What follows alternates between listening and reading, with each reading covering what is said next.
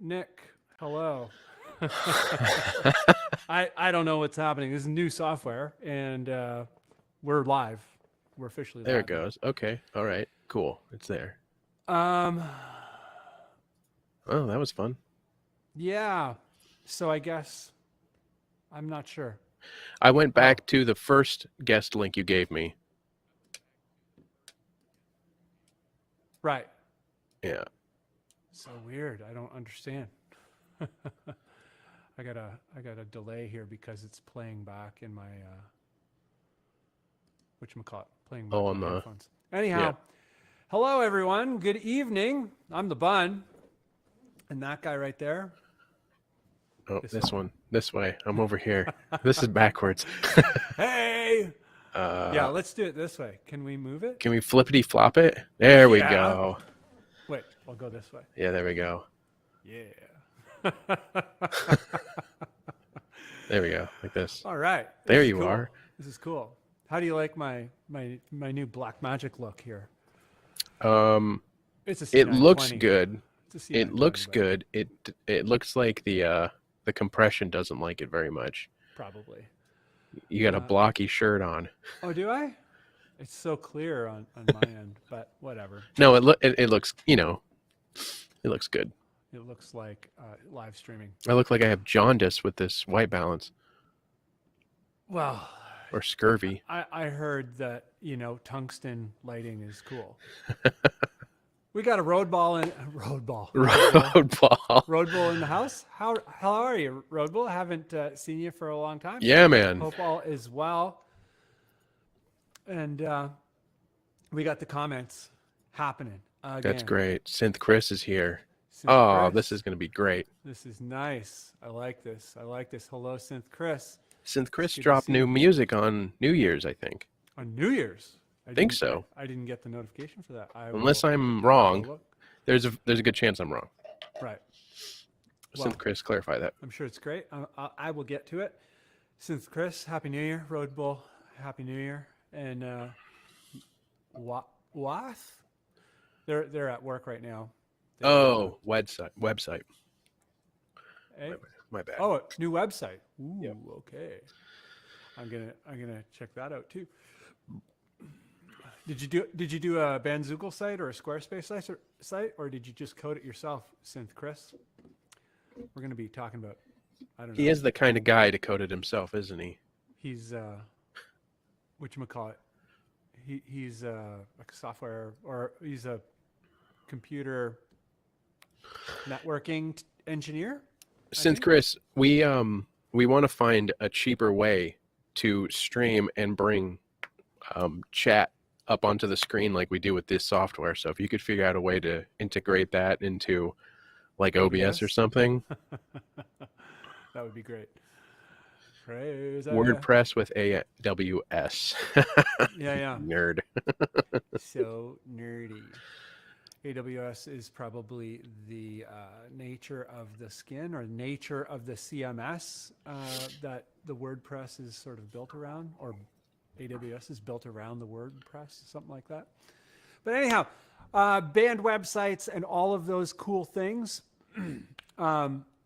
We're going to do a little, I don't know if it's a recap, sort of like a look back on the last year, Nick Hill. Mm-hmm. I'm going to drill you first. And my question to you is, looking back at your year of music, you did have a few, you actually had a lot of output, and maybe that's something worth talking In about. 2021, because you're going to be you surprised. did something new.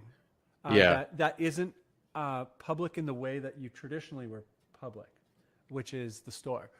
But I'll let you get into it. So your own music plus all the other music. You did a lot of music this year. That's true. That's true. Yeah. Thinking of it that way, then yes, I was rather productive. And you always have a nice way of reminding me of that, because sometimes I'm like, I haven't done anything. I didn't do much in way of like releases. I released, was that this year or was that was 2021? Yeah, that's right. This is a new year. Yeah. Fargo I released, which is basically a compilation of all the singles with one new track. That was really the only release I did for like me on Spotify and stuff like that. But I have been putting a lot of work into the videos for Cream City Music, and I've been writing almost new tracks, or a chunk of a track for almost all of those videos. So I have had a lot of musical output, and it's led to like the new track that's on Farrago that leads off the album, if you will, came out of those riffs from working with Cream City Music. So it's a good practice doing something like that. It's a very good exercise. I'm like, okay, I got to write something. And I know you're like, it's a good way to showcase the music I have already. And I have done some of that, but Also, yeah. it's also, I also kind of like, it forces me to like, okay, this guitar is like, as an example, I just finished up 2 videos. They're not public yet, but one was that headless Ibanez that I showed you. And then the other was a Jackson Pro series, Chris Broderick signature Cool. series. Chris Broderick was in Megadeth for a little bit. Yep. They sort of I have a know. revolving door. I And know him. He's a pretty famous guitar player. I know his work. oh, for sure, yeah. Yeah. I think he's in Flames right now, Right. oddly enough. Anyhow, did a video for his pro series, and I'm like, well, he was in Megadeth. I'm gonna try and write a thrashy Megadethy type thing, and it like makes 80s me influenced. write in a way, Mhm. and that's been fun. So Question about that. yeah. Have you in that process sort of discovered a few kind of treatments or approaches that you're like, oh, like I really like that, and I'm going to move that forward in the way that I work on my own stuff? Not really, because when it comes to like writing, I'm musically, I'm gonna try and focus on well stuff, like Right. the bulk of this year. Yep. And I still don't entirely know what that is. Like I don't, I sort of put constraints on Wells in regards to the tone that I used on the Mm-hmm. EP, which me and Steven are going to keep something similar to that. Yeah, I think you'd And even go further with that, like even yeah, gnarlier. yeah, and I'm gonna let Steven help me flesh out what Wells sounds like, and it might change from the EP, and which I'm fine with, because I love what Steven does with Close the Hatch and Mm. his Ohio Faust stuff and all of his music. Like I go back and listen to his music pretty regularly, and I'm always blown away that like of the stuff he writes and the moods he sets in his music. So anyhow, I'm hoping that bleeds into what Wells ends up being. But that being said, I don't know exactly what Wells should sound like. So I've been finding myself a little stuck writing stuff for it. Right. Yeah. So it's interesting. I've been productive, but haven't felt productive this past year. Yeah. Yeah, it's a strangely not a problem. Like, Right. it's not a problem, but there's a problem inside of it. And you Kind have a of. good way of like pointing out, like you reminded me earlier in the year, like, dude, you've been doing all these videos for Cream City, like you have been doing. I'm like, yeah, that's right, I forget. Yeah, just because Um, it's not for yourself, that yes. it seems like it doesn't count, but I think it counts huge. Oh, 100%. It What keeps about the tools sharp.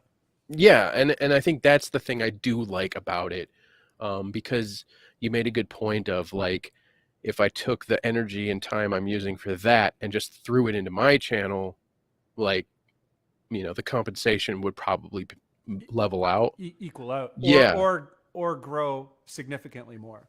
probably. Probably. But I like, It's it's and not it's smart to assume, but yeah, and you're you not, know, and you're not wrong in making me think about that, which I have. right. Um, I'm finding a way to, I'm batching videos now. So like I'm only gonna do 2 videos for them if I can do 2 at a time. Yep. So then I can like take 2 days, like I did these last 2 days. I got 2 days and knocked out 2 videos. And you wrote a song each day, like any Yeah, I day, mean, song, it's a minute and a half of music. But series of yes, parts. yeah, yep, Okay. for both things. And That's awesome. yeah, and some of it I already know, like I'm gonna pluck a riff from it and turn it Right. into something. So that's the good thing. I like having the relationship. I like, getting to know the guys at the shop. It's doing It's an amazing hookup. absolutely. Like on a personal and professional level, and it's I think It's it's an an incredible exercise. Yeah, and I think it's another way to have a different set of eyes see me because that store isn't known for like metal Right. guitar. They're not catered to that necessarily, Yeah. but they want people to know that hey, we got all this stuff for you guys too, and that was the point of this series coming to light. So And different metalheads buy a dudes, lot of guitars. they do, and then but like a lot, they're known for like real high end, Gibsons, Fenders, Right. Gretches, all that stuff. Like they have a lot of beautiful guitars in there. So a lot of different guys that come into the store and watch their content wouldn't have seeked out my Sought. videos before. So now I'm falling on a different set of eyes, and that's Yeah. cool. And the guys are cool. They treat me like an employee in the best of way. I mean, like uh, it's been fun, but it comes with its challenges, obviously, and I was letting it take up a lot of time. But if I can batch 2 of them at a time, 2 days a month, I don't think that's going to take away from what I should be doing on the channel. No. And I have been, towards the end of the year, putting more energy into the channel because quite frankly, and I'm sure we'll get into it after we talk about like your output, like I got busy with work, like you had to catch up this year because 2020 was a We've talked dumpster about fire. it. Like Yeah. I've kept the live streams up at least monthly, Mhm. doing the Bandcamp Fridays, and we've talked about it in some of the streams. I'm like, yeah, like, and everybody gets it.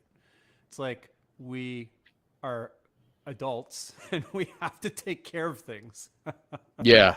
So there's no foul there. But I understand it. It's like you're like, things were going and I'd like to keep it going, but I got to do what I can do. But it's always going to be there. So Absolutely. I wouldn't feel bad about that. Nick, is it cool if we grab a few comments here? Yeah, We yeah. got them piling up. It's nice to see everyone. I just want to say hello to a Absolutely. bunch of the folks. Development of a Void says yo, Yo. and he's like looking good, which is super nice. And Marauder Music, how's it going, Marauder Music? I hope you are well. It's been a while. It's been a minute. Cosman. Tim Wheeler, bam, coming in there. What's up, brothers? I am jamming. Nick Hill, I think he's jamming. I'm jamming. But jamming. And we get a W from the Development of a Void. And then Development of Void would like to collab with you. Okay. Okay. He wants to give you a tight riff. And, I like tight riffs. That's right. Get that metronome like Yeah. like double tight. Absolutely. Yep. 4/8. Yeah. Those extra clicks. More clicks. Yeah. And Tim Wheeler says he misses these hangs. I do too. I do too, man. I was Honestly. really looking forward to today specifically. I like doing them. Like I was still enjoyed the solo ones, but it's not the same. And Marauder Music says, "Be nice if Mom and Pops went metal." Yeah. Yeah, talking about the store, right? Brick and mortar stores. Yeah. And he says, "Get our hybrid set of strings or baritone strings while out for a coffee." Whatchamacallit is who's this? Joe Carter says, "Yep, chaps, nice to be able to catch a stream from you guys again. Being up at 2 a.m. has its advantages sometimes." Yes. Yeah, I guess 2 a.m. somewhere else in the world. Yeah, you must be Sweden? Yeah, like kind of like west Europe, or maybe. Yeah, I can never remember like the direction of the time flow. It's 7 hours that way. Like It's later there. yeah. Yeah, I looked at for the Netherlands today. We're so smart. Yeah, the Netherlands was 6 hours today. I checked. Oh, okay. Because I was communicating with someone from the Netherlands. Wow, I text John at terrible times of the day then. Yeah.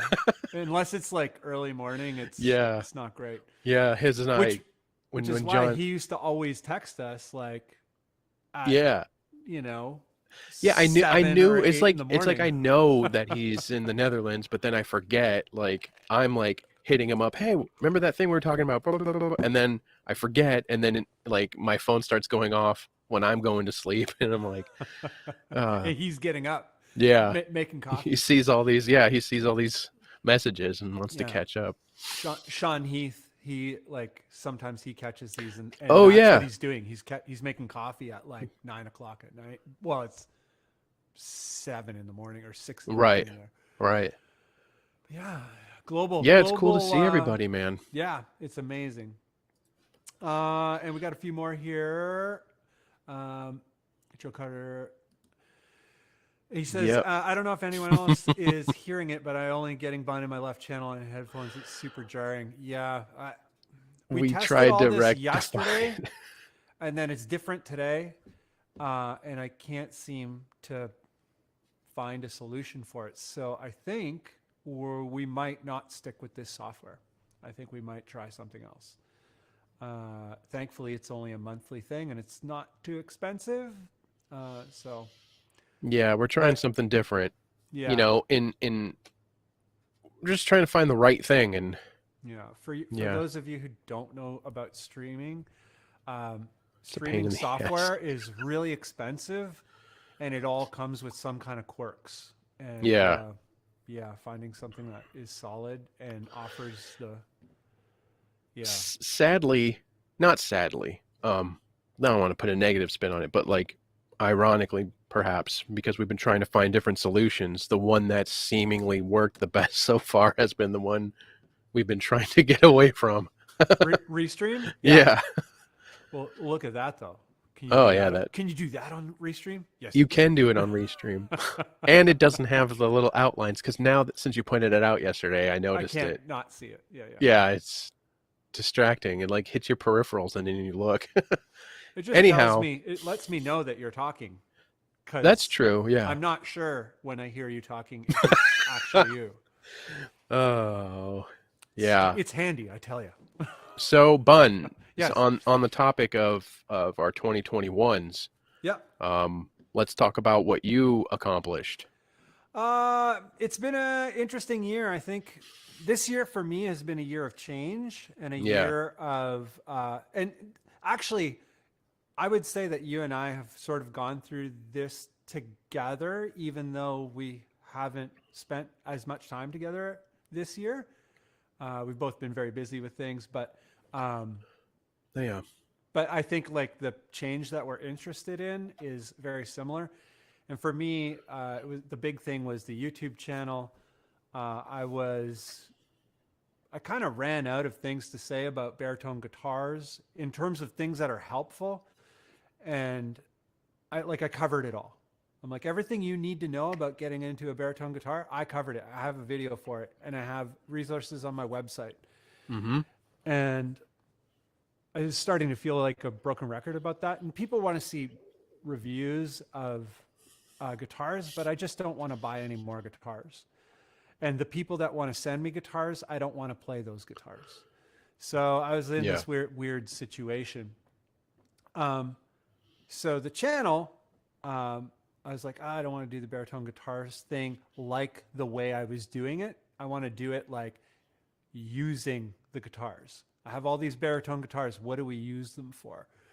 And I obviously, I'm a music artist, just like you are, just like everybody in the stream is, in the chat is, and we want to write more music. So for myself, I released only 3 tracks this year, I believe. Let me see here. Yeah, one. Well, I guess I finished another one, but I'm not going to put it out until later this week. Mm. But even if it was 4, who cares? It's only 4 tracks. But yeah, I did one. I finished one Wetlands track, Decorated, and then I finished 2 Vens tracks. The thing that I like about that, the thing that I'm happy about with that is Wetlands, I've been writing a song and releasing the demo as I write them, but now I have enough for an EP. So I'm about to finish the EP, and that will go up to Spotify in a couple weeks, Excellent. and I've been wanting that for a while now, over a year. I'm just like, oh, I need to do it, and now I'm just like, okay, the way to do it is to make it a priority. Mm-hmm. And then at the same time, the minute that is done and out the door, I have these last two Vens tunes. Well, they are the last two tunes to finish a Vens EP. So we're going to redo all of that. I have the studio time booked to record the vocals because Vens is with a vocalist. I collaborate with this guy, Theo Capodistrius, and he is the vocalist, amazing guy. And so we're going to wrap that up and another EP up to Spotify and fully distributed and all that. And then it's just going to be working on all new material. Specifically, I think probably Wetlands till the end of the year, or not Wetlands, Foreigns till the end Yeah. of the year. And then at the same time doing music videos for Wetlands and music videos for Vens and doing all the business and promotion of all those things. So that's kind of like where I'm coming from and where I'm going all at once. It's probably, I covered a lot of stuff there, but that's the whole thing in a nutshell. I'm really excited for 2021 because I feel like I'm 22. or 2022 rather, because I feel like I'm kind of ready for it. I got things loaded up and Mm-hmm. and ready to rock, which haven't felt that way for quite a while. In terms It's a good of, feeling. yeah, especially in terms of music. And I haven't released an EP in a long time. You've released, I think, 2. Yeah, I mean, this whole real huge YouTube push sort of started with Ample Chattels, right? That's And right. that Yeah, was a few years ago now. but not that long ago. Yeah, no, not at all in the grand scheme of things. Yeah, the last thing I did was that 2-song Foreigns thing, and it took, I don't know, almost a year to complete it. Yeah, yeah, man, that's great. I mean, I still think, yeah, I didn't realize how little we kind of worked together this year as opposed to the year before, but Well, the for 2 years you, before. for yourself, you, like, as soon as you got vaccinated, you were immediately like out the door and on set and Yeah, that shooting.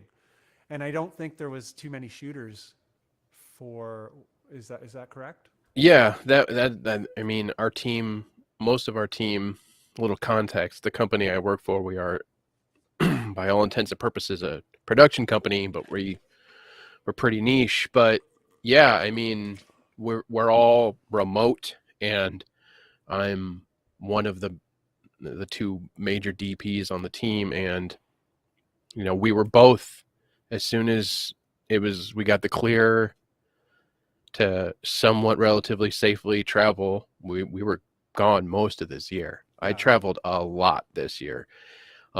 And I was happy to do it because the girls I work for, they, kept the company afloat during 2020 and really put a lot on the line to keep us all paid and everything. And it was my, honor to kind of like give back to the company this year in that way.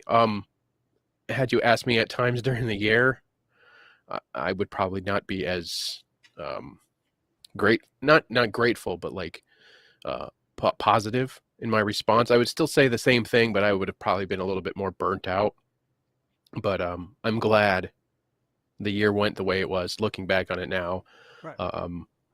it's just gonna, it just kind of shined a light on, if I'm going to do all of this stuff, then I need to be more deliberate with my planning and scheduling and,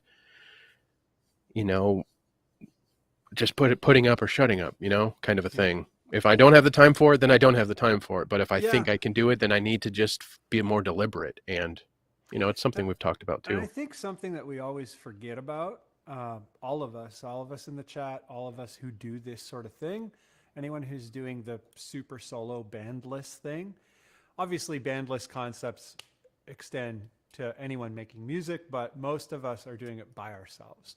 And if we do collaborate, they're collaborations, and a lot of times those collaborations you know, there's still one person where they're the sort of primary driver of whatever the project is.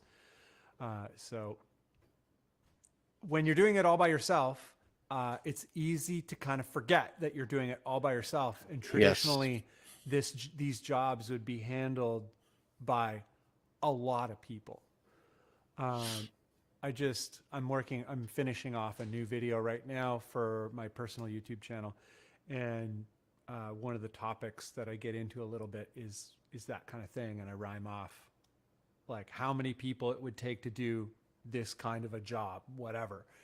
Uh, I don't want to give too much of a spoiler, but I was astonished because I just haven't really counted. I haven't really given it much thought in the last 20 years. Yeah.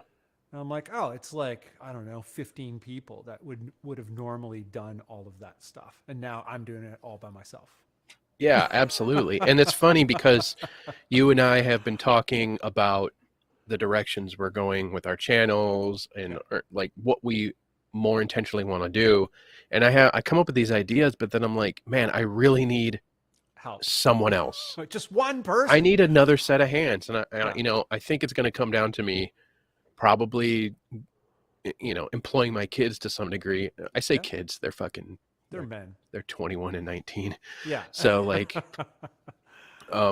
yeah, it's like if I want to do these things, I need to just find a way, and yeah, that's what we got to do with all this stuff. But you know, I'm definitely of the mind, like, I'm pretty sure you're the same, but like, I'm really jazzed on the idea of being able to kind of be superhuman about it, but at the same time, I forget like the reality of the situation, and I need to constantly remind myself it's like, okay, like it's okay if you're behind. It's okay if you're not just crushing it, because it's ridiculous. But at the same time, I'm really into that whole idea of like, F it, like get it done, don't complain, and and do whatever. Yeah, it's a weird fine, like you're walking a tightrope kind of thing, you know? Yeah. Like I'm the same exact way, and it really does kind of force you to like be creative on how we do this. And this would be an interesting kind of topic at some point, but like watching the last two videos in your series, it's like the amount of setup you have to do to get your shots, you know? Like that's the thing that popped out to me after I'd watched it like a few times through, because I usually watch your videos at least 3 or 4 times on the first day, just because I'm like, all right. Yeah, I like your that all day today, and it's like I got 2 scenes today. Yeah, and some of the stuff that I want to do, I have to like really start blocking stuff out almost. So that's what I'm gonna fucking have to do, right? I suggest it, yeah. Mm-hmm. Because I think in the end you'll be happier with it. Pretty much anything. If you have at least, we know this already, but if you have a loose outline, even if you're doing riffs, like what kind of riffs do you need? Do you need verse riffs or chorus riffs? Like what do you have already? What do you need? And what are the flavors and textures of it? And whatever the case may be, whatever it is you're creating, I think always kind of having a top of mind, like what is it that I am actually doing? And this is something that in the past for me, I would kind of just take it for granted. I'm like, well, of course I know what I'm doing. Mm-hmm. But I didn't. Yeah, and I think like there was something to that video you were talking about, that where it's like, I think it's good to have that, because Steven and I were talking about it, like that's a good idea, but in practice for some people, like for me, like it's good to know those things, like what do I need? It's just but if you need I'm going to go off the rails for sure, because something will lead me down. Like I wrote these clean passages to start off these 2 things for the Cream City videos coming up, and like one of them is not something I would usually write. Right. But I wonder how long it would have taken me to get there had I not been thinking like, I want to start this clean, you know? Right. Yeah. So it's funny. You had a clear plan. Yeah. Yeah. I think it's helpful. There was something I wanted to touch on when you were talking about when you were talking about saying all you had to say about guitars or gear, because both of us get asked, like, I think there's a question in the comments too about Okay. Helix, like what we use. But I'm working on a video right now, and I've gone back and forth about how I'm going to execute it. Because, you know, this is the time of the year. And again, I'm sure we're going to come across a certain way about the YouTube guitar and music community, but we don't mean it in a negative way. It's just No, not at all. burnout on our side for a certain type of video. You know, this is the time of the year for the best of 2021, or my list, my top this of 2021, or the top things I used in 2021 and stuff like that. And I was thinking about making a video like that, but not in the sense that everybody else does it, because everything I used in 2021 to make music is stuff I've had for several years. My Yeah. Solar guitar, Oh I've yeah, had since we've talked about 2018. this. Yeah, My yeah. Helix that I had since the first year it came out. Yeah. My PreSonus audio interface that is, you know, 3 2012. generations old. Like everything I'm using, my Squier Jaguar bass I bought before we bought this house, so that's 5+ years ago.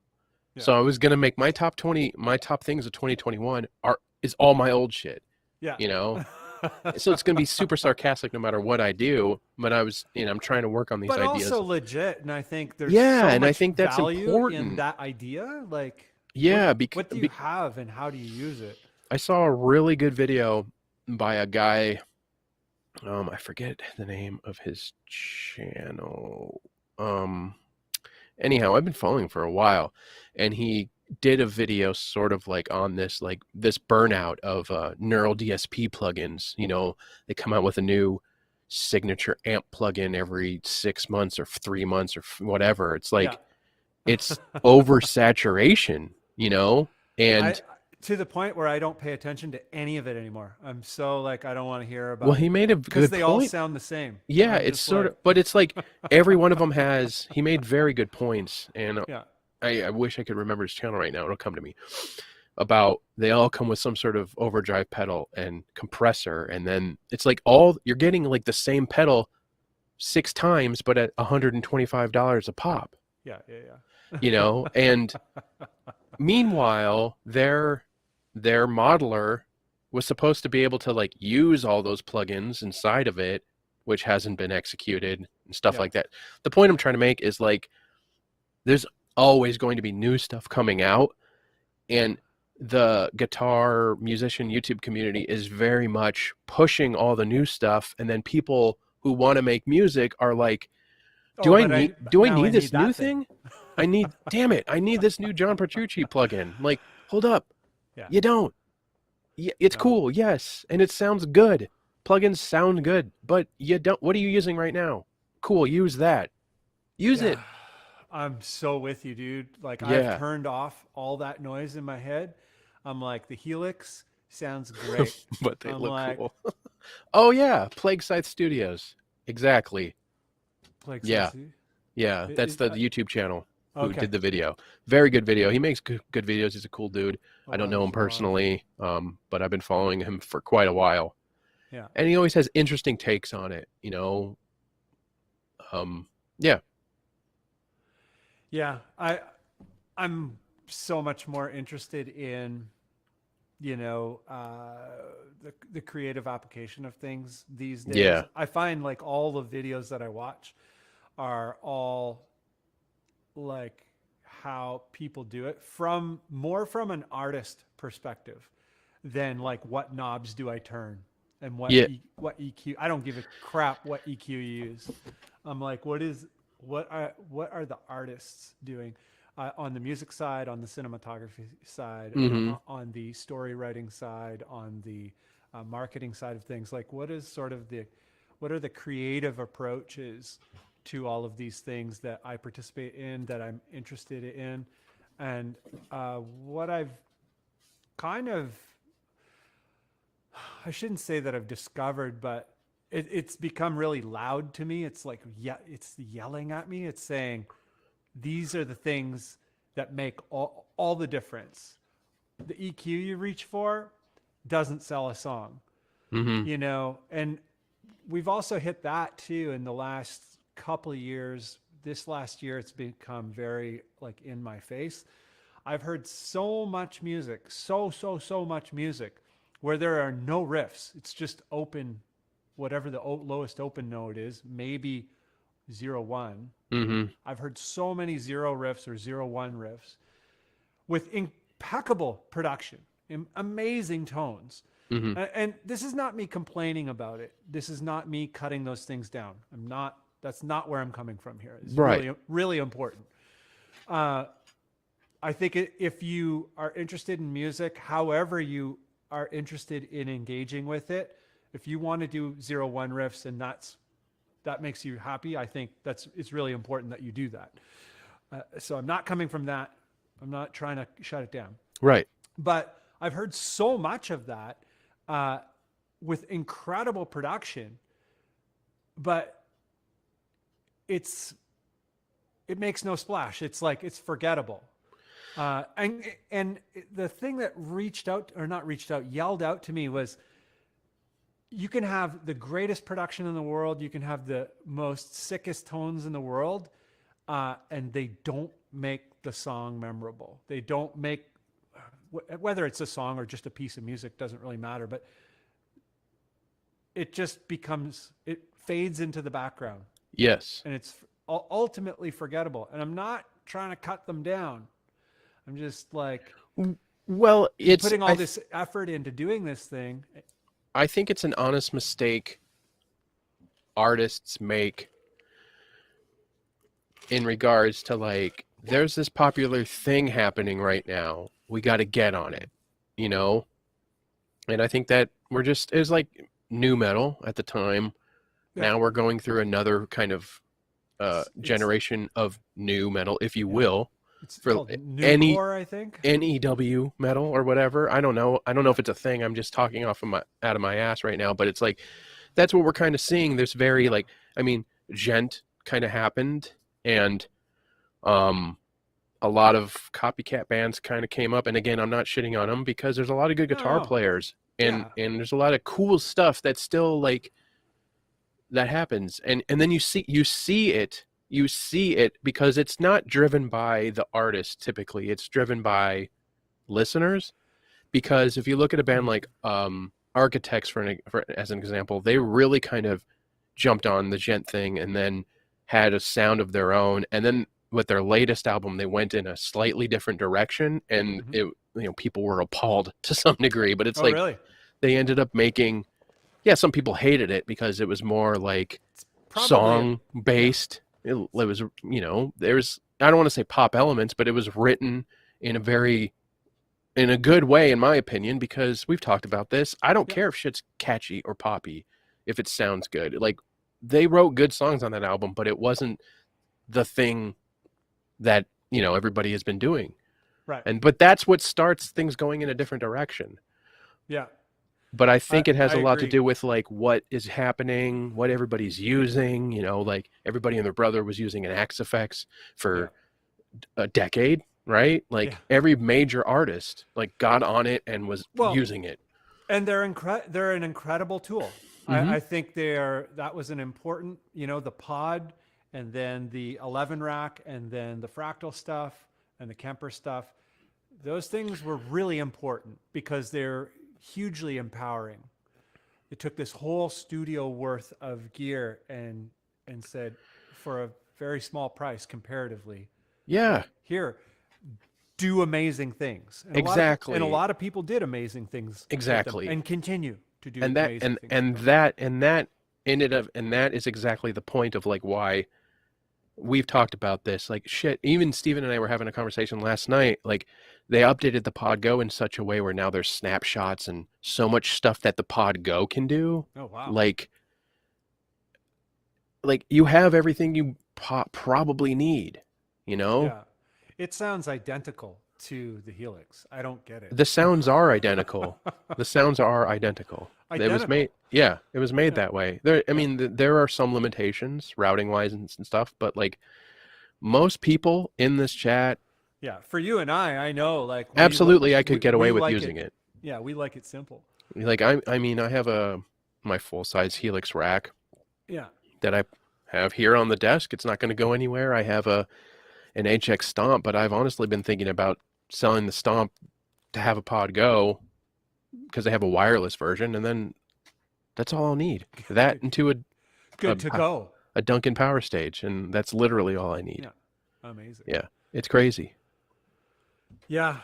That sounded a little ranty by us, but the point is like that burns because we've seen it in other like YouTube lanes, like the camera and photography and videography lanes, like some of the big care about your camera. Yeah, some of the biggest channels are like, I'm tired of making these, like the newest thing came out. This is what it does.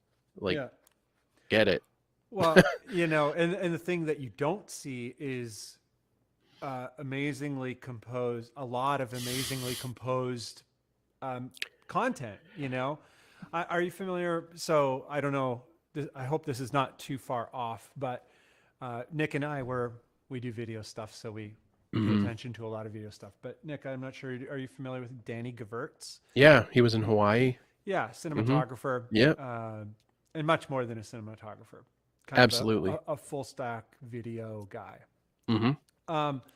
But this past year, he spent most of his time just going the other way than most camera YouTubers and really focusing on developing original content and planning and finding his voice as a cinematographer, which is, you know, also what I'm interested in terms of on the music side. I'm interested in that in everything creative. Like, what can I do to do me? What can I do to do me the best possible?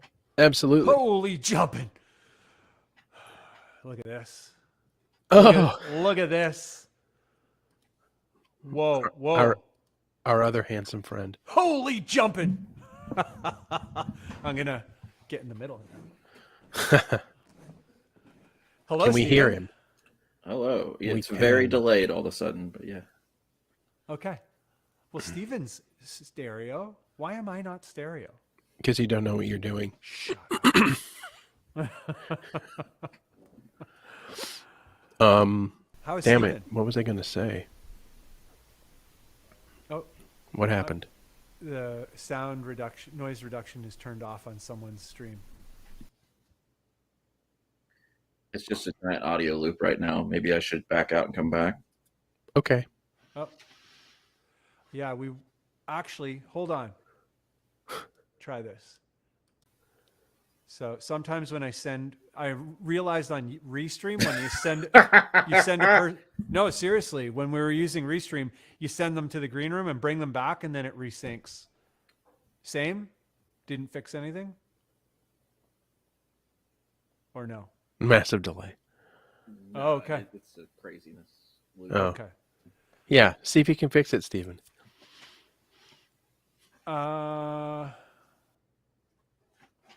Okay. What was I going to say? I forget. About personal development. Oh, well, you know, kind of what we're talking about a little burnout with the newest thing came out. Like the guys who are like Danny,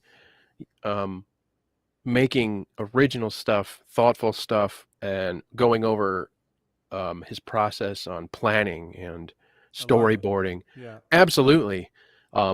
They're using he has a FX3 for his main camera, but he was downgraded. He was using a Canon C300, I think, that he was using until it broke. You know, like they're using not the bleeding edge stuff that everybody pushes. Yeah. They're using the stuff they get comfortable with, and it ends up being more often than not the newest stuff. Right. But are we good now? I don't know. Yeah, I think we are. Yeah, your voice is in sync now. Okay. Yay. That was weird. You just need more gain, that's all. Like me saying a thing and then you saying that, but then saying it again and again and again and again. Oh, that I sounds like a nightmare. That sounds like very confusing. Sounds like a remix. Can you turn up a little bit, Steven? I can. Give us more gain. Is this better or more? Oh, beautiful. That's that's great. beautiful. All right. My goodness. Thank you. $30. Fine, Mike. Fine. Hey, Gonna if take it works, it works. a quick second here to say hello to folks in the Do it. in the chat. Anyone new? No. There's a Same. lot of talking of, in there. A lot of comments. A lot of I talking. love it. Everybody's Yeah. missed me, apparently. Inner chat. Okay, I think we're good there. If you want to kind of keep an eye on anything that you'd like to sort of address in the chat, both of you, that would be great. And Marauder Music says, as Bunn is saying, like Glenn Fricker says, no one cares about your guitar tone. Is the song good or not? Yeah. And yeah, I'm not trying to be harsh about it or anything like that, but I really do feel that way in a very positive way. Yeah. It takes the strat. Like a lot of people, I think they have anxiety about like, oh, do I sound any good? No. And I'm like, write the best material you can write. Mm-hmm. And that's really hard. Yeah. And I think if you put all of your energy into that, the tones will sort themselves out by proxy. Yeah. Do you guys feel that way? Like if you're just like 100% focused on the composition and writing, that the tones, like it will become evident what kind of tones you need to fulfill the material. Yeah, I think the greatest tone in the world, we're just being a dead horse at this point, like Yeah. isn't gonna make the part interesting. Like I'm more focused on, it's why like people are like, tangent alert, people are like, well, why don't you use the Helix as your interface, and why don't you record a DI and DI this, and then you can reamp and then DI and then reamp? And it's like, because I get a tone that I think sounds good and I'm just going to write, because I will just reamp that thing until eternity. Yeah. I'm not going to do it. I know myself. And it won't serve you. No, because then your only thing you're going to realize with the perfect tone is like, wow, this riff sucks.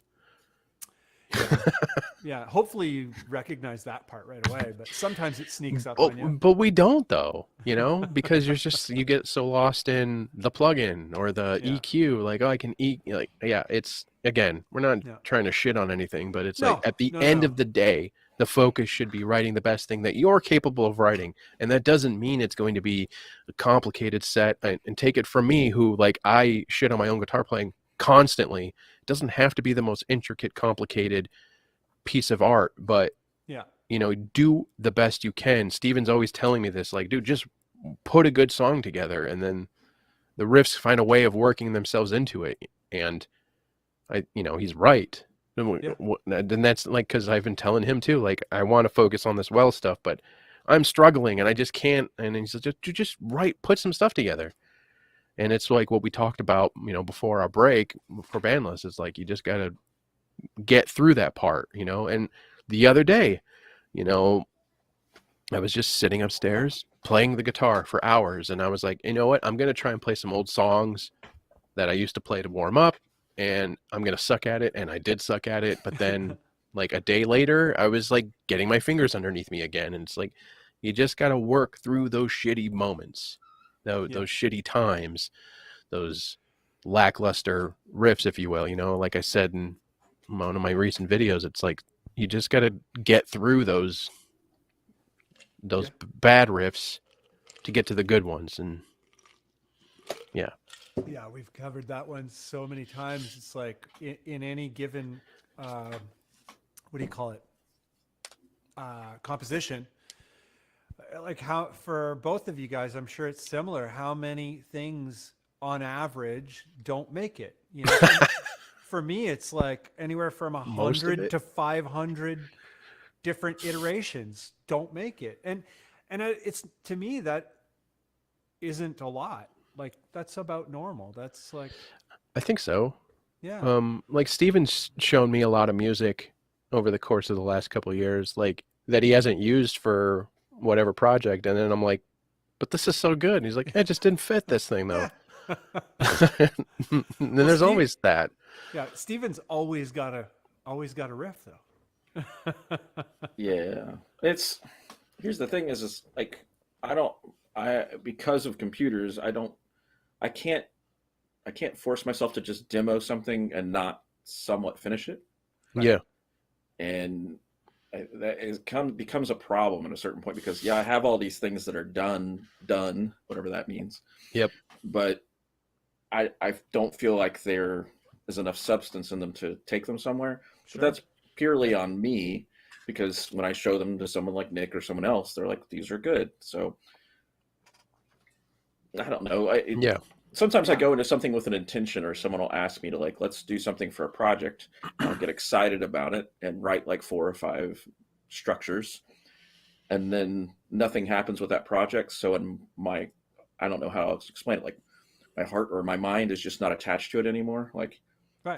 the thrill of that thing left when the interest in that project left. So now it's just a file on Dropbox. Yep.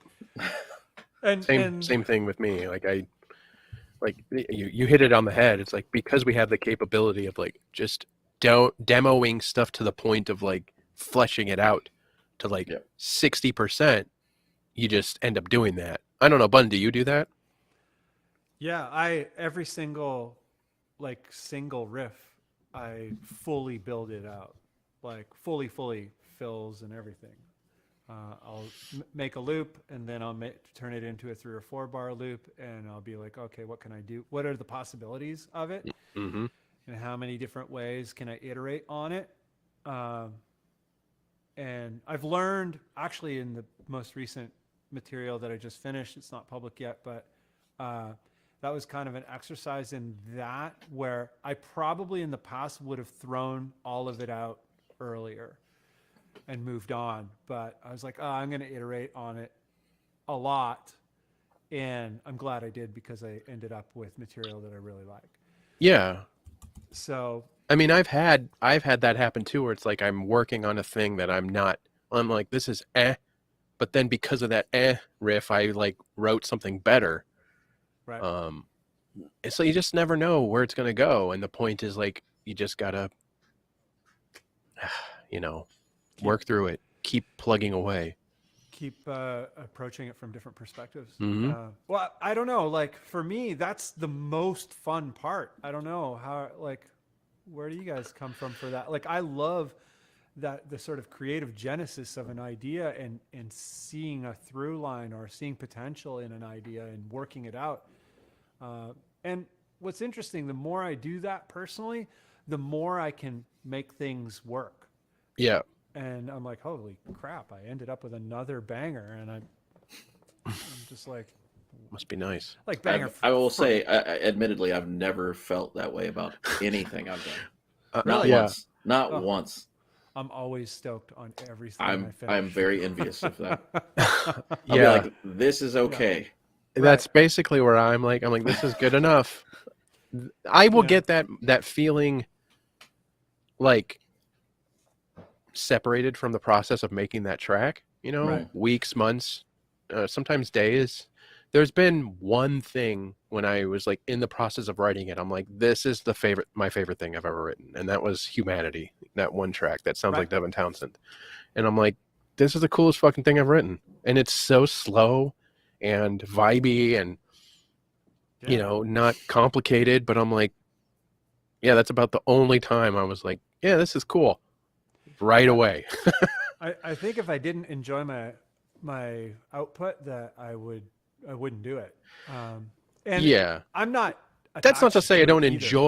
enjoy it. You know what I mean? Obviously, I do. I've been doing it for decades at this point. But it's like I'm like Steven too. I'm always there's a little bit of like, this is not as good as this, but. I don't know. I'm me, there, so I'll sit there and I'll listen to it like 17 times. I'll be like, "This is fucking banging." Yeah. And I'll just be like so stoked. I'm like, "Holy crap!" And then I'll just put it away and work on something else because I'm not actually precious or attached to it. I'm just stoked on it, and that's it. Which is weird. I don't know if that's like an Aspie thing or whatever. Because like I don't have any heroes. I don't get attached to things. Like things can just go away. I'm like, maybe whatever. It's probably to your benefit. Maybe. But yeah, I want you guys to love your tracks more. What can we do for We you? do love our music, Bunn. It just, it's not like You guys, right? Killer, We're- killer we're s- tracks. there's a level of cynicism in the two of us that I don't think doesn't reside inside of you. Yeah. I don't think that cynicism is doing me any favors. It just is. It just is. God damn it. No, even if I do something I feel excited about, it's always like, what can I do to Oh my- this that might fuck it up? That's exactly what I was about to Like, say. oh, I'm gonna yeah. add another guitar part. Okay, no, I don't like it. It's- Yeah, it sucks now. Yeah. Like, Yeah, way but to you- do the same thing you do every time, man. Damn it. try it a million more ways. Yeah. Until you've exhausted all possibles, all possible combinations. Some people want more of a. I think a lot of people want more of a sort of instant sort of feedback loop with creative things. I think it depends on your personality. How are you guys with that? Like for me, it can be a very, very lengthy iterative process, and I'm really happy about that going through the process. But are you guys more like you need something to kind of click quickly? Or yes maybe and both no. columns, column A, column B? Yeah. Uh, Go ahead, Steven. I'm sorry. Yeah, it depends. You know, I'm not really too worried about what other people think of it. Yeah. At Very all. That I mean, it's nice to have something positively received, but I'm not thinking about that going into it. I think if I was, I wouldn't do anything at all. But the other Yeah. part of it is like, my thing is, even once I've done something and it's completed, like with a band or my own stuff, I'm already moved past it. I'm on to something else, and it's already in the rear view. So as soon as the check mark is there, I don't even care about it. I'm on to something else.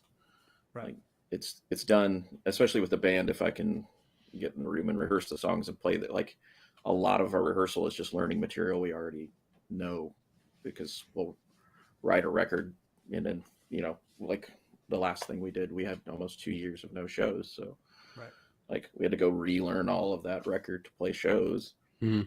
And so that's its own thing. But yeah, by the simultaneously we have 9 other songs that are already a year old that are not out yet because of COVID. So Right. Yeah. and even that stuff, it's like, okay, when I finish that, am I going to do more Close the Hatch stuff, or am I going to move on to another project?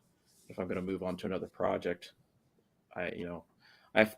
for me, it's like when the one door closes, another one opens, whether I want it to or not, and I just have to go with it and Mm-hmm. and not be concerned with whatever the outcome is.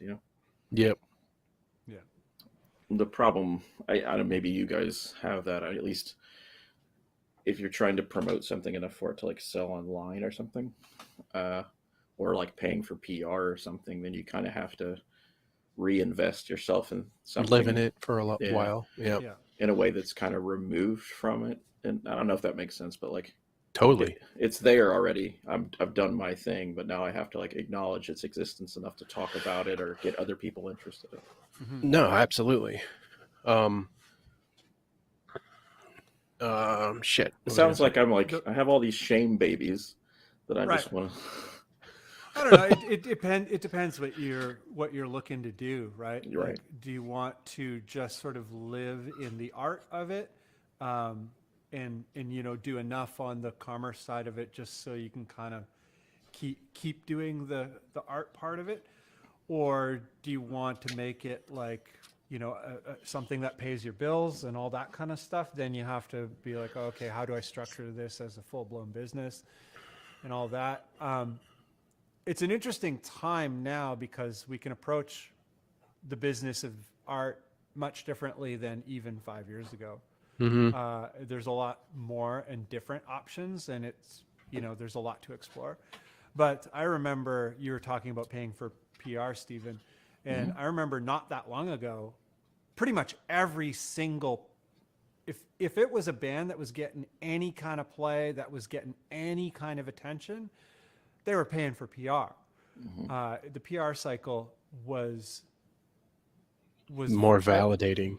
well, not even more validating, but more normal than most people were aware of. And I realized this Super normal. recently, since we've been doing this sort of stuff. I realized that most people have no idea how significant the PR cycle is and how much the sort of pay to play thing is in place. It's not pay to play in the traditional sense, but it essentially boils down to pay to play. Yeah, it's just a different venue. Yeah. You get somebody, and I can always, I can speak from experience with it. I've not used PR, and I've paid for large PR campaigns. There is certainly an advantage to paying for a PR campaign. You're going to get in front of people that would never hear you otherwise because you don't know how to get in front of them. Yeah. And I noticed a difference in the revenue stream from using PR. Well, we had like a $600, I think it was a $600 4-week campaign. And when usually if I'm like, we're charging for a record and it's pay what you want on Bandcamp or whatever, like it's $0. You pay whatever you want. Sometimes we'd make like $500 to $1,000 on a record over the course of several months. But with the PR, we put the $600 in, but within, this, because it's 4 weeks of PR, but it's spread out over several months. If that makes sense. So our revenue was significantly higher. We still had to deduct that money from it, but more people were buying it. More people were finding the music. More people were going and watching videos. More people were wanting interviews. All of these things that lead to further promotion just by talking to people. And if the right blogs and the right channels promote your product, you're reaching their audience. So, like in our instance, like with like Metal Sucks or like Brooklyn Vegan, terrible name, great website. Anyway, when they promote things, the numbers and response changes in a way that's not just significant, but like noticeable. Yeah, that's a good point, man. That's good info. You're getting an audience you would never have because you don't have it. It's not your audience. Yeah. So they're opening the door to that. Yeah. I think an important sort of detail to add to that is it's not your audience, but it is an audience that is looking for what you have. Exactly. Yeah. So they become the impresario and they make the connection and they have a cost for that. Yeah. But yeah, it happens. It's the way all the bigger, not even that big. Like I would say most of my Toronto friends who are full-time musicians in the more traditional sense, all of them do it. Even like noise doom artists, things that you would never think. You're like, oh, they paid for a PR cycle? Well, realistically, right, based on what you're saying, Stephen, like the three of us are in a position to probably benefit from something like that, and we're not huge by any stretch. Not big. PR is thing that I didn't even know it existed in that facet until like 2015. And then I kind of like caught wind that someone else was doing it. I didn't even realize it existed. Like I assumed that there was some sort of promotional thing, but I just thought like those bands caught fire in some other area and somebody told somebody, and that just blew up for them.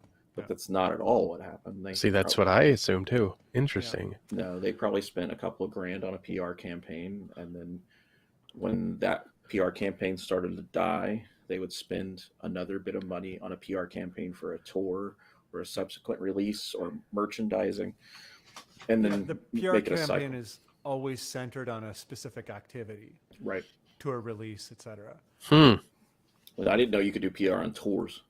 Like that was a thing I had never done before. Like it's everything. It's worth it.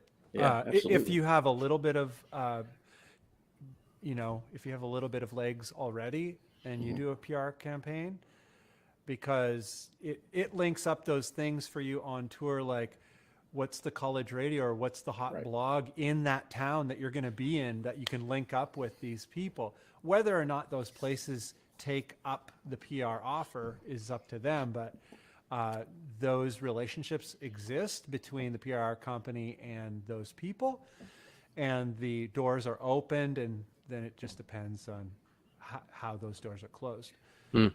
It's a momentum game. Like if it's going, you have to keep it going. That's the thing I learned the hard way is like, okay, all this stuff's happening. We can just book shows and go out. Well, we didn't do a PR for a tour. We did PR for a record. The record got a ton of PR. Then we booked show dates, and they were attached to some of the bits of PR for like reviews and stuff, but it wasn't enough to bring an audience to those shows because it wasn't just focused on that. It was just a side note within it. Yeah. Yeah, I used to work in media replication, so CD manufacturing, vinyl record packaging, and audio cassette dubbing and packaging. And it was mostly with it was entirely with CDs. I found out about the PR cycle through that because we would constantly press PR packages where it would have 2 or 3 tunes on it, edited tunes specifically for the PR cycle, with different jackets than the actual release of the artists. And this is back before internet was as developed as it is. There was internet at this time, but just not as developed. Yep.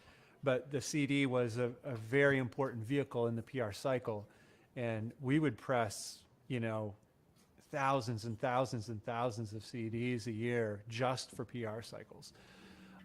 Thankfully, that's not a thing anymore. That was such a wasteful system. All of I used to buy those CDs in like the bargain bin at CD Connection. Oh, wow. In the States. That would be kind of fun. Yeah, like you would find like PR versions of records. Sometimes they didn't even have a cover. It was just a CD in a jewel case that was sealed with a sticker on it that said what artist it was. Huh. I think that's how I found out the band Pulse Ultra from Canada. I found out about them from that. I bought a PR thing that was just, here's this record. Yeah. I remember, and I don't know if this is in the same lane, but like me and my best friend Lenny used to work at Best Buy, and they would have Best Buy Radio, but Best Buy Radio was just a CD of like clearly bands that had like, I'm sure went through a PR firm to get put on those Best Buy Radio CDs. And one time, one of the tracks was an Opeth track, and Lenny and I were like, holy shit, because Opeth was starting to make a bigger rumbling in the States. And I think, I want to say this was before the Roadrunner days, but they started making a little bit of waves, and then they got on some PR push and had it might have been Roadrunner. Anyway, then but that would, to me, that was like a way like, oh, these bands get put on this CD, and it's just random bands, but you hear it playing through every Best Buy store across the country. Like, that's a major chunk of ears, at the time, in the early 2000s. It worked. Opeth is like one of the biggest bands of its kind in the world, I'm not saying that's one specific action worked, but it just plays into that strategy. It's a weird thing. I've never done PR myself. I'm not opposed to it, but I think I would only consider PR once I'm like, okay, I have built myself up enough, and it's really not me building myself up. It's sort of this to and fro between listeners and whatnot and myself, like doing that whole jump rope thing with the listener and the artist, build it up to a certain level, and then be like, okay, is a PR cycle worth it? Like, let's say for any one of us, if we were going to go, and because we're doing things online and whatnot, and we can sort of see where people are coming in from, where people are listening from. Be like, oh, okay, I want to do a short mini tour in southwestern United States and New England, because I know that is where the most potentially interested people might be. In a case like that, if I got to a point where I'm like, okay, a tour is definitely worth trying to do in both of those areas, I would definitely hire PR for it, because it would be a costly endeavor. but it would be a better bet than for me to just get in a van and tour across Canada. Right. Yeah. You know, so just to try and ensure that the most people who might be interested would know that this is something that, you know, they could participate in, that we can all participate in. But I'd have to build myself up enough to get there. I wouldn't do it blind. Wouldn't be like, oh, I want to go tour Europe. I'm going to hire a PR firm. I'm nobody. Yeah. I know somebody that did literally that thing and ended up spending thousands of dollars Right. like, to get home. Right. Of course. It's true. I Um, think they deserve it. It's kind of cool, but No, they went over there because they thought, well, we pay for PR. They also got themselves in a bunch of European magazines, and then thought that when they got over there, be an audience, and it was no different than you or I walking into a random bar somewhere and there's a band playing. yeah. And so they didn't make any money at any of the shows, and Yeah. had to use their credit cards to, you know, they had their flights booked, but they still had to pay for all the other shit. They had to pay for a van when they were over there, or someone to drive for them because they don't live there. Yeah. Lodging, all that stuff. Like they just assumed like they're going to make enough money at every show to pay for those things, and they were further and further in the hole every show. Man. Yeah, of course. It's funny. Bonkers. But they booked like a stupid amount of dates. I think it was like 2012, and they booked like 25 days, and it's just like every day, less money, less money, less money. Like, Yeah. Right. Well, I don't know. This fella right here, actually, Aaron drums, Rip Squad Bandless Edition. I've played in bands with Aaron. Bands that built themselves up, like you and I have a million times over, Steven. And even Nick Hill, the one project that you had that did really good, the more youth crew hardcore thing. Mm-hmm. But Aaron is a drummer for hire, and he got this gig with this band called the Dearly Beloved, and they're like, oh, they did the just forge themselves across Europe thing. Like they went over there and just built up an audience. Mm-hmm. And just kept going back. The old school way. Back. Yeah, old school way. I think they also started at the right time, like early enough. But you know, now they go kind of do a hybrid of all of it. They do a little bit of the PR, a little bit of the, you know, talking to all the right people, a lot of hard work and all that kind of stuff. And Yeah, it's interesting, you know, because Bunn, you've kind of been. I think we've kicked around this idea too last year, when there was hopes of this nonsense going away. Weren't we optimistic? yeah, well, it's going away. It's guaranteed. It's in gone. Canada, in Canada. See you later, COVID. Anyhow, like, you know, it's been nice because, you know, we've kicked around this idea of like having some sort of gig with a few of us, It's my and dream, man. and bringing in a lot of the bandless community, you know, all of our followers combined, and we can do that because we can see the analytical side of like you said, like where would be the most central place to do that, like what would be the best you know what I mean, like we can piece something together. Yeah. Based on the following we can actually see we've built already, which is it's interesting, you know, and we can do that without somebody, you know. Yeah.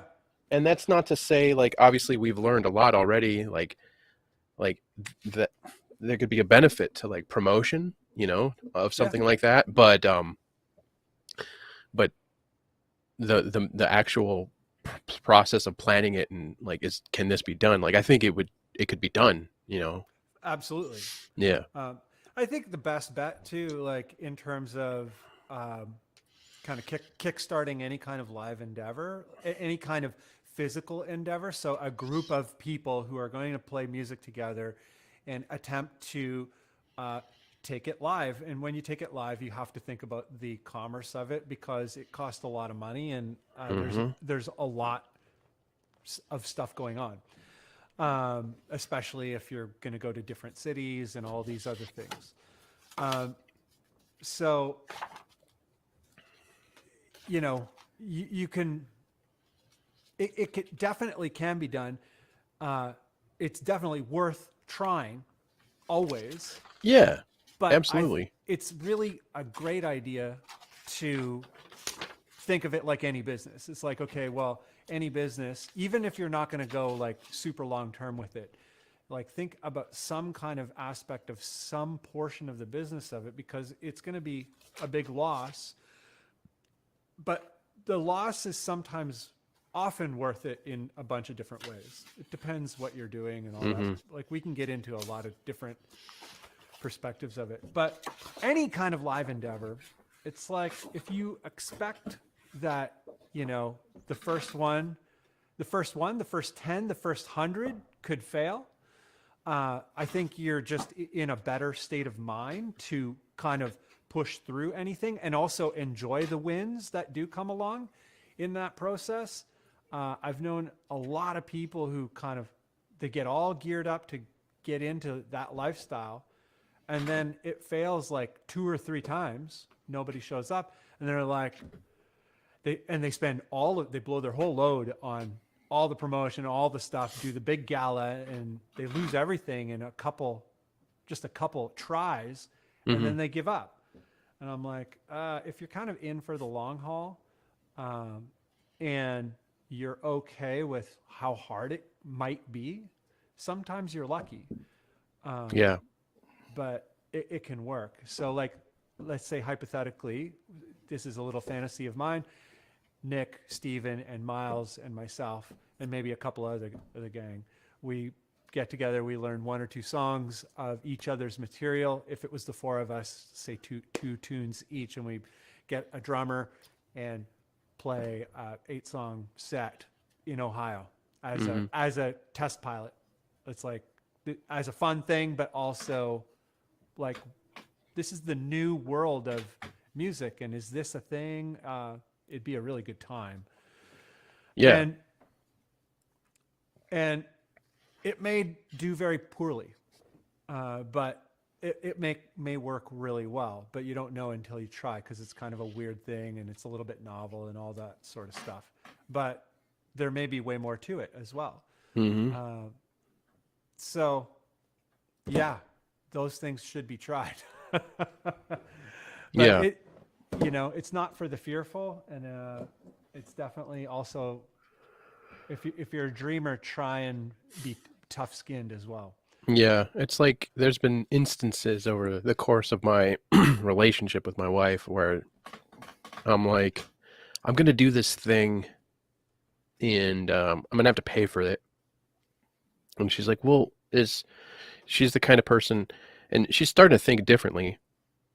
But initially she was like, well, what's the return going to be? And I'm like, it could be nothing. It'll probably be nothing, but it could lead to the next thing that might yield something in return, exposure, work, financial gain, whatever. You don't know. And there's been many opportunities where I'm like, or situations where I'm like, I'm going to do this thing. I'm probably going to lose money, but I think it'll work out. And more often than not, if you get past, like you said, maybe 1 or 2 layers of it, Yeah. it'll turn into something if you want it to, There's been a few folks who have been, they're usually yelling at me. I don't know if you guys have sort of people on the periphery for yourselves in this way. People who have done it, people who've been around a lot of stuff. And, but the thing that they always say is like, oh, like you're doing an interesting thing. There's something in it. I can't tell you what, but there's something in it, and it's worth fully exploring. Just don't quit, because you'll never know how it ends if you quit. And I'm like, oh, it's easy to say, which is true. It is easy to say, but there's merit in that. It's like, for a lot of things, it only fails because the person quit. Sometimes we always also have to mix in a fair amount of like levity. Like sometimes shit doesn't work. That's true. 100%. Yeah. Yeah. I'm definitely not the type to flog a dead horse. but I think there's a bunch of other considerations in that, in terms of, you know, the operations, the personnel, the whole structure, the whole business of it, all that kind of stuff. And if all of those things are broken and not working, you know, do I continue working against these insurmountable challenges, or do I cut and run and do something essentially the same thing a different way? Yeah. It's pretty rare with any of this stuff that like something just happens overnight anyways. It's going to take time. And it's Yeah. going to take failure and figuring out like where you should go and shouldn't go. I don't know. I've done a lot of tours, and I don't really can't think of any of them that I would prefer to have not done, even the ones that were shitty. Yeah. Because I've gained relationships from a lot of them that helped future tours. Yep. Became friends with a lot of bands and stuff that I still play shows with and tour with occasionally, or their bands broke up and another one spawned from it. But I wouldn't know those people to do that if I hadn't gone out, or just been put in like random house gigs with bands and people I didn't know, and then developed relationships with them, and people that still buy merchandise and still buy records when they're released and stuff. So there are parts of it that suck. I mean, the reality of touring is this is not that exciting. Like, Yeah. you're just kind of hanging out in a van most of the day and driving and, you know, smelling and eating. It's interesting when you talk to younger people, or even think back to your younger self, about the topic of touring. And I was never that excited about it. I just thought it was going to be fun, cool, whatever. I'm like, cool. But I've known other people to be so excited about it. And I'm like, it's not very good. And they're like, what do you mean? Touring's the best. I'm like, and they're like, tour life and all this kind of stuff. They're like, have you toured? I'm like, it's really hard. And even like I've toured on buses with Sony, not as the artist, in support for the artist, but like those tours weren't that great. And you know, it's smelly. It's just not a good time. No, it's usually you have to like, it's the hang portion of it. Food, honestly, food's like the highlight of touring for me. Yeah, when it's catered, when it's catered well, it's catered amazing. There's that, or just like whatever city we're in. Let's Being find in a different location and like what's checking the out what's baller good. place to eat here. Mm-hmm. Yeah. And especially since like touring, since now we have like Uber and stuff, like you can leave the van somewhere, and you know, if a couple of you want to go to one spot, a couple of you want to go to the other, as long as you can get back to the same spot, you're maybe out $10.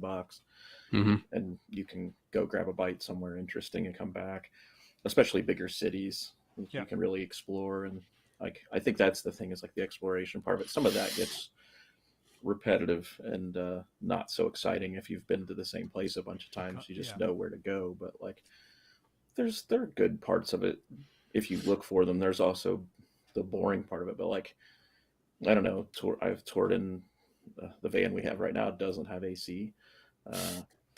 And we've toured in the middle of the summer in a van full of people that stink with no AC and just like 2 windows cracked. It's not the best at all. And then like I know Aaron Drums knows that one really well. Yeah. But you know, you get to hang out. And that's the other thing that a lot of people don't realize is like, if you get to a show, oftentimes you might get there like 2 or 3 in the afternoon. You don't play till midnight. Mm-hmm. Just like, even after you go eat and you go to whatever coffee shop or bodega that's nearby, you still have like 8 hours of nothing. Yeah. Yeah. And you go, you get ready to play your set tired. You're like, lethargy. Yeah, it's not like, there's nothing glorious about it. Even if you're in a bus, like it's still a slog, like, because the majority of your time is just sitting. Yeah. I don't know. My wife did it for our career for 25 years. Like, she loved doing it, of course, and they were making good money, but it was like, it's still like, at the end of the day, the travel part of it's still not great.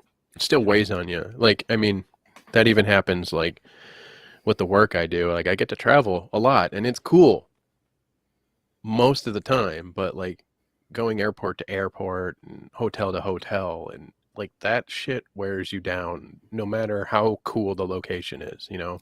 Yeah. And when I was doing setting up for those talent shows and dance competitions, I worked for a company that did that for a while, full production stuff. and I like set up lighting and video and all that stuff. But I would travel in a box truck and meet the shows. So like I'd leave Ohio and then go to Pennsylvania, then go to New York, and then from New York I'd go to Florida, and then from Florida I go to Texas, then Texas to Los Angeles. Like Yeah.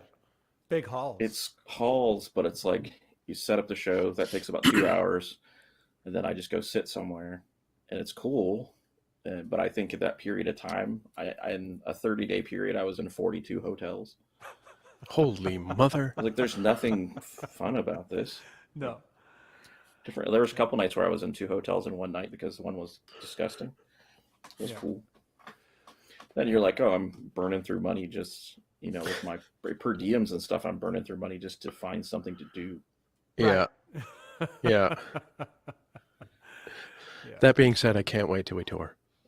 Yeah. I miss doing it. I mean, Yeah. I played a few shows this year and it was awkward, but I definitely was like, oh yeah, this is fun when I know that I'm going to be doing it for several days in a row. Like one day of doing it and then like 2 years off is fucking terrible. Yeah. Yeah. Yeah. Yeah. I've had a lot of good times touring in the things that you have already highlighted, like some of the hangs. You meet people you're just never going to meet otherwise. And that's amazing. You get to catch up with people that you never met in real life. Like, there's this sort of situation where there's a bunch of relationships you've built over the internet, and over the last like 15 years or whatever, I've had that happen a few times, where you finally get to catch up with someone through touring or through traveling, like local cities or whatever. Anthony Nieto came to one of the 3 shows I played this. Oh, sweet. Yeah, That would have a been very sick. big surprise. Yeah. Because he's like, it's funny, and I felt like a jerk because like you talk to somebody online and I've watched their videos, but you see them in person and they're still not the same. Like There's a disconnect still. The uncanny valley thing happening. Yep. And I was just like, he's like, hey, and I was like, hi, like, who are you? And then he's like, I'm Anthony. I was like, yeah, huh? And then he was like, Anthony Nieto. I was like, oh, okay, fuck. I'm sorry. It like takes a second to And click. then I was like, I feel like an absolute jerk now because I definitely know who you are. I've talked to you very frequently. Yeah. Very cool of him to drive the hour plus he drove to come to the show. He's in a Yeah, neighboring city. That's What sweet. area? That's very sweet. I was near Cleveland, Okay. and he drove into Akron, Ohio, Okay. like where Earthquaker Devices is based Yeah. of. But yeah, That's awesome, man. he came. It was really cool. It was nice to meet him and his lady friend, and got to chat a little bit. And we played a pretty okay show, and he chatted for a little bit afterwards. It was nice. It was a very big surprise, but it was like one of those like I feel like I was not completely there for it because I just wasn't prepared for it. Yeah. Mhm. If that makes any sense, because it's like I was already 4 hours from where I live. Yeah. So it was like, all right. But yeah, it was very cool of him to do that, and I enjoyed speaking So to him. cool. I would love to hang out with Anthony. He's a great dude.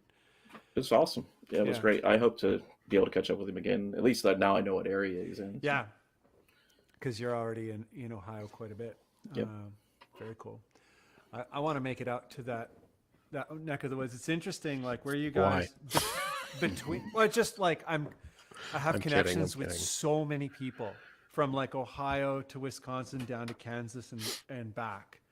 Like Yep. that triangle. I have so many connections in that area that I'd just love to meet all of them. Yeah.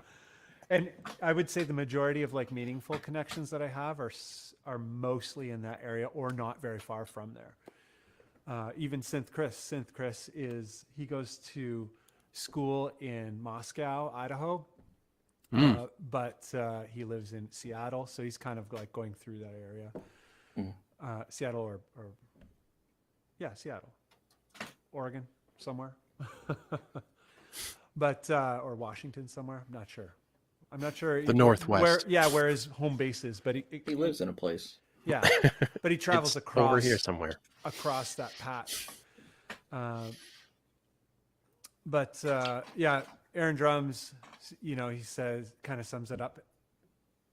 Don't regret any of my past tours, but I wouldn't redo them this decade. Yeah, like especially the ones that are regrettable. Like I don't really regret any of the tours I've ever done, but I wouldn't do the hard ones over. I've been on tour with guys that I knew were not going to be in the band later just because of how they were behaving Right. and knowing that like I'm going to fire them as soon as we get back. Yeah. But I also have to be with them for the next 10 days Yeah. Yeah. and then be like, hey, buddy, but also not really. Yeah. This isn't really working out. Yeah. Yeah. I've had that. And Yeah. then that, or like had two guys in the band fighting one another, but Oh, I'm not. worst. Well, I'll just put it out there. I won't name names. I had two gentlemen fighting about Pokemon. These were adults. Okay. Were they in periphery?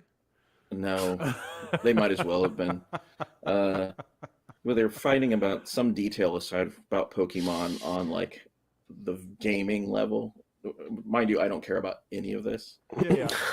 And I'm just driving, and then the drummer Shawn, he was there, and at the time our other guitar player was traveling separate because after our tour was over he was going to go on vacation in Virginia Beach, which was our last date, was in Norfolk.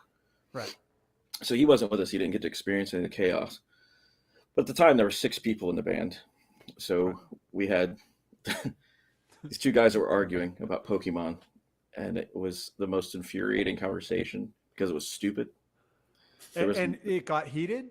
Yes, and Right. it didn't just get heated. Like, one of the other guys in the band was intentionally egging them on because he knew it was pissing me and the other guy off. Oh my God. So he was like, I think you're both wrong, or no, he's right. But he knew nothing. He was just saying. Yeah. And they were actually like having a full-blown argument in front of a Taco Bell, and the other guy like hit a guy. It was a whole thing, but it all stemmed from a Pokemon argument. That's ridiculous. And I had to go, Oh. I went and Googled the answer to what they were arguing about, and then was like, you're both wrong. Shut up. Like, we got 13 hours from here to get back to Ohio. I don't like, and then they just sat in silence, pouting the rest of the trip. Even better. This Oh is cool. shit. And then it's like, we got back, I think we were out 15 days total for that, 10 or 15. I don't remember. It's like 2013.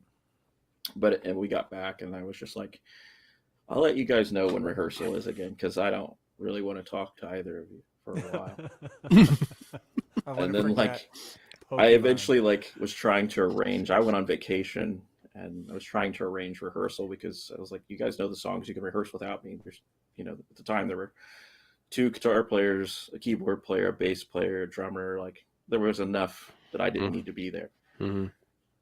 And they argued back and forth through Messenger about not rehearsing without me. And eventually I was like, how about none of you are doing it anymore. Like, we're just going to end the band for now, and I'll reform it at some point, but with different people. I think I kept 2 of them, the Shawns, who were still in the band with me. I remember like meeting with them privately, and I was like, I love these other cats, but I don't ever want to deal with this again. They're not built for road stuff, and Yeah. these kind of arguments are not acceptable in people that are in their late 20s and early 30s at the time.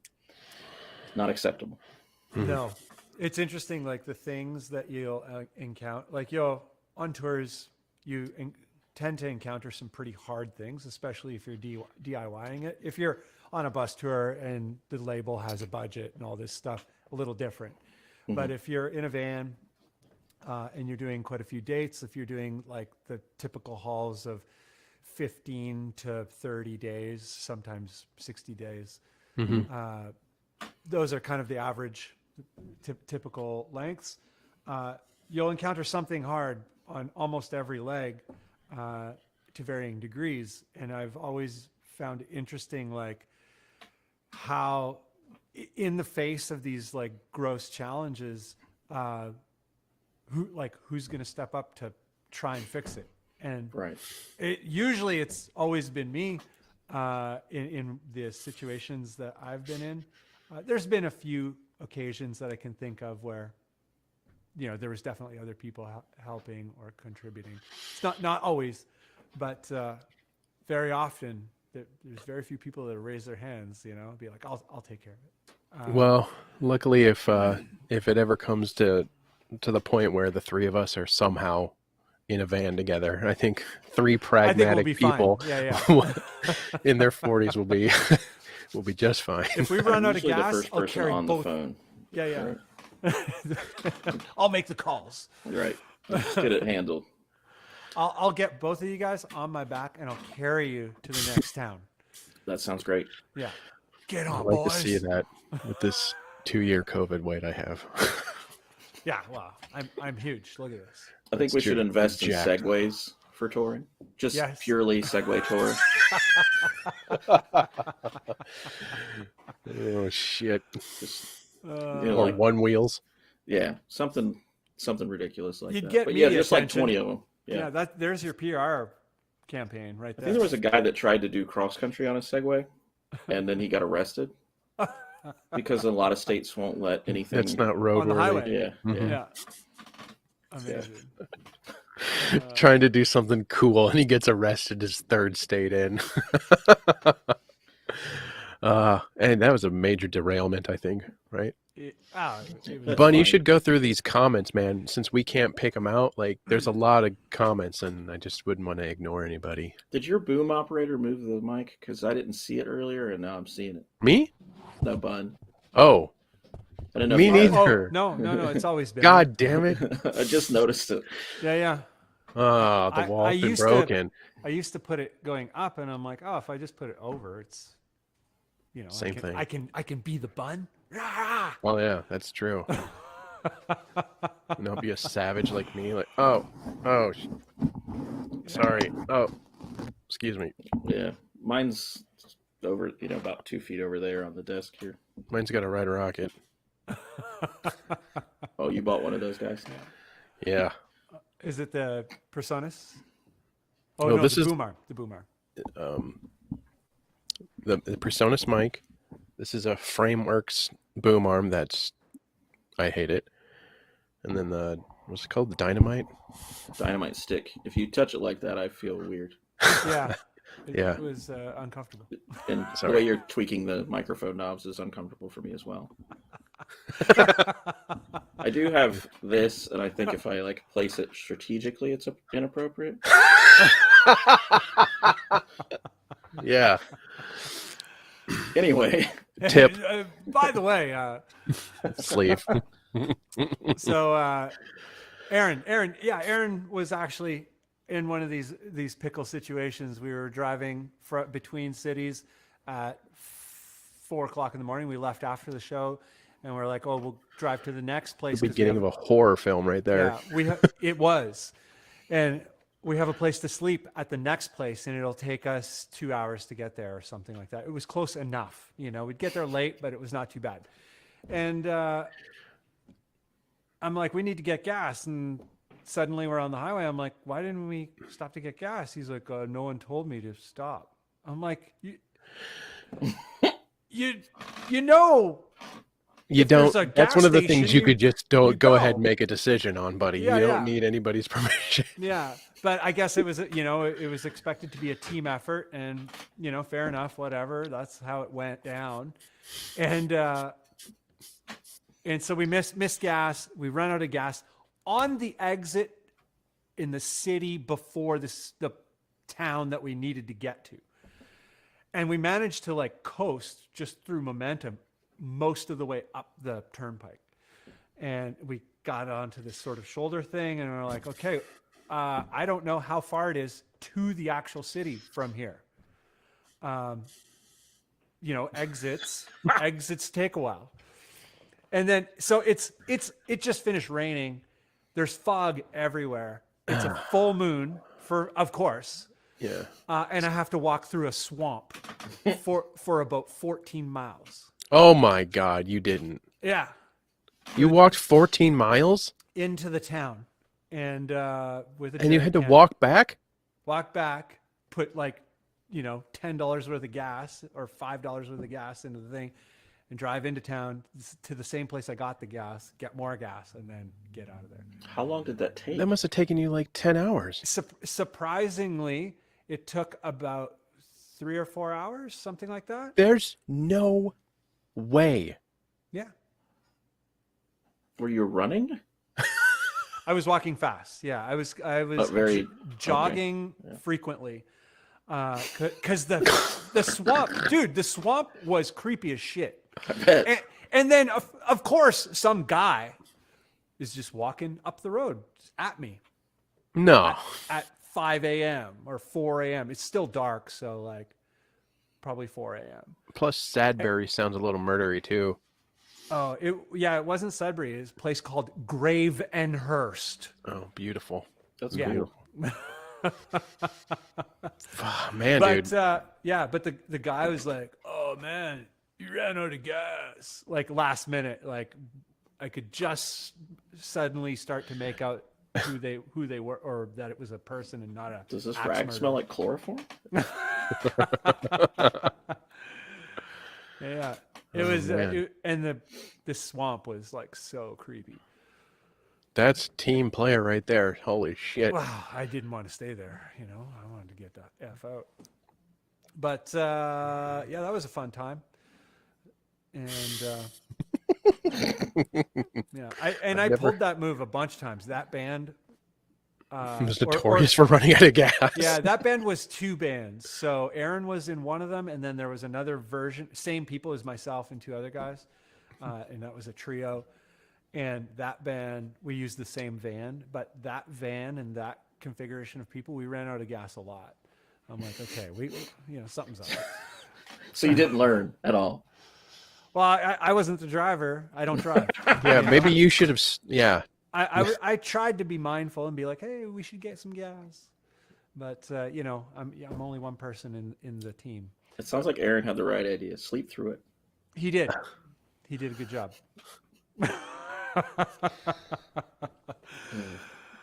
Well, there was only one jerry can. Like I would not have let you go by yourself. There's no way. it would have been cool to have a team member, but it's an experience I'll remember for the A rest buddy. of my life. Yeah. Yeah, pal, Jesus. a lifesaver, Oh my a, god. a security guard. Oh, okay, here we go. I still. Oh man. Funny. Yeah, pretty wild.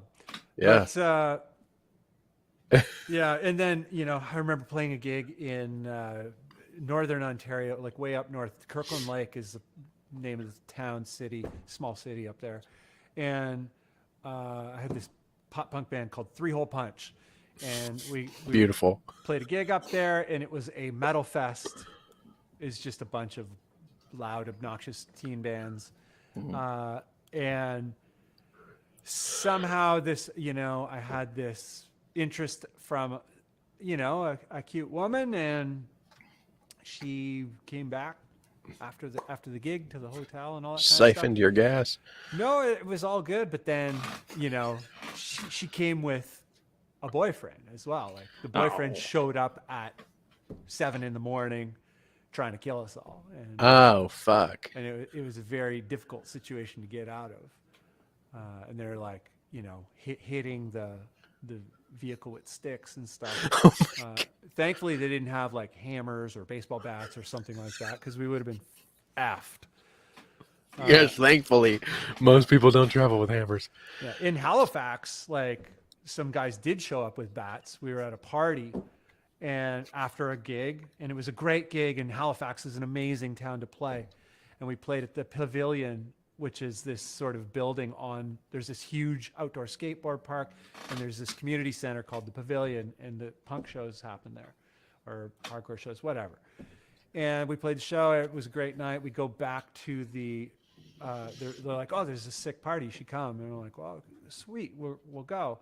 And it was like pretty chill. Like we were pretty chill, and the people we were hanging with were pretty chill, but we go to the party. And then, I don't know, about an hour in, all these really sketchy dudes start showing up. They're like jacked up on coke, like they're jacked up on something. They're just really on edge, like those people can be, but also very angry. And they're like, where's the fuckers from Toronto? And I'm like, across Canada, most people just hate Toronto. I don't know why. It's a big city. It doesn't You make sense. bougie. Yeah.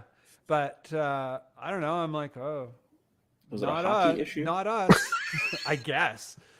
not us. And I'm like, I'm getting out of here. I'm like, let's go. And then two of the guys, the driver and one of the guitar players, they're like, we're not going nowhere, man. I'm going to sit here and finish my beer. I'm like, I don't know. Like, That's why a do good you want idea. this? Yeah, I'm like, just leave. Finish your beer down, like, Yeah, drink in the walking down van. the I street. don't give a shit. Let's go. Yeah, but I'm like, I'm not your dad, whatever. It's all good. Of course, out come the baseball bats. They get beat down. Literally, like we were gone for 10 minutes and we get a phone call. We're like just approaching the house that we're going to stay at. We get a phone call. Thankfully, one of us had a cell phone because it was right on that time where some people had them, some people didn't. And we get a call. They're like, "Oh, Ty and Al are in the hospital." I'm like, and I got so mad. I was like, "Wow!" And yeah, they got beat down with baseball bats and like dislocated So shoulder. then 3-hole and- punch was 1-hole punch. Yeah, that band was Arcada, Oh, but that was like a metalcore band. But man. it was just like super crazy. So like really gnarly things can happen on tour that are, you'll remember them. You'll have memories for the rest of your life. But some of them are memories you just don't want.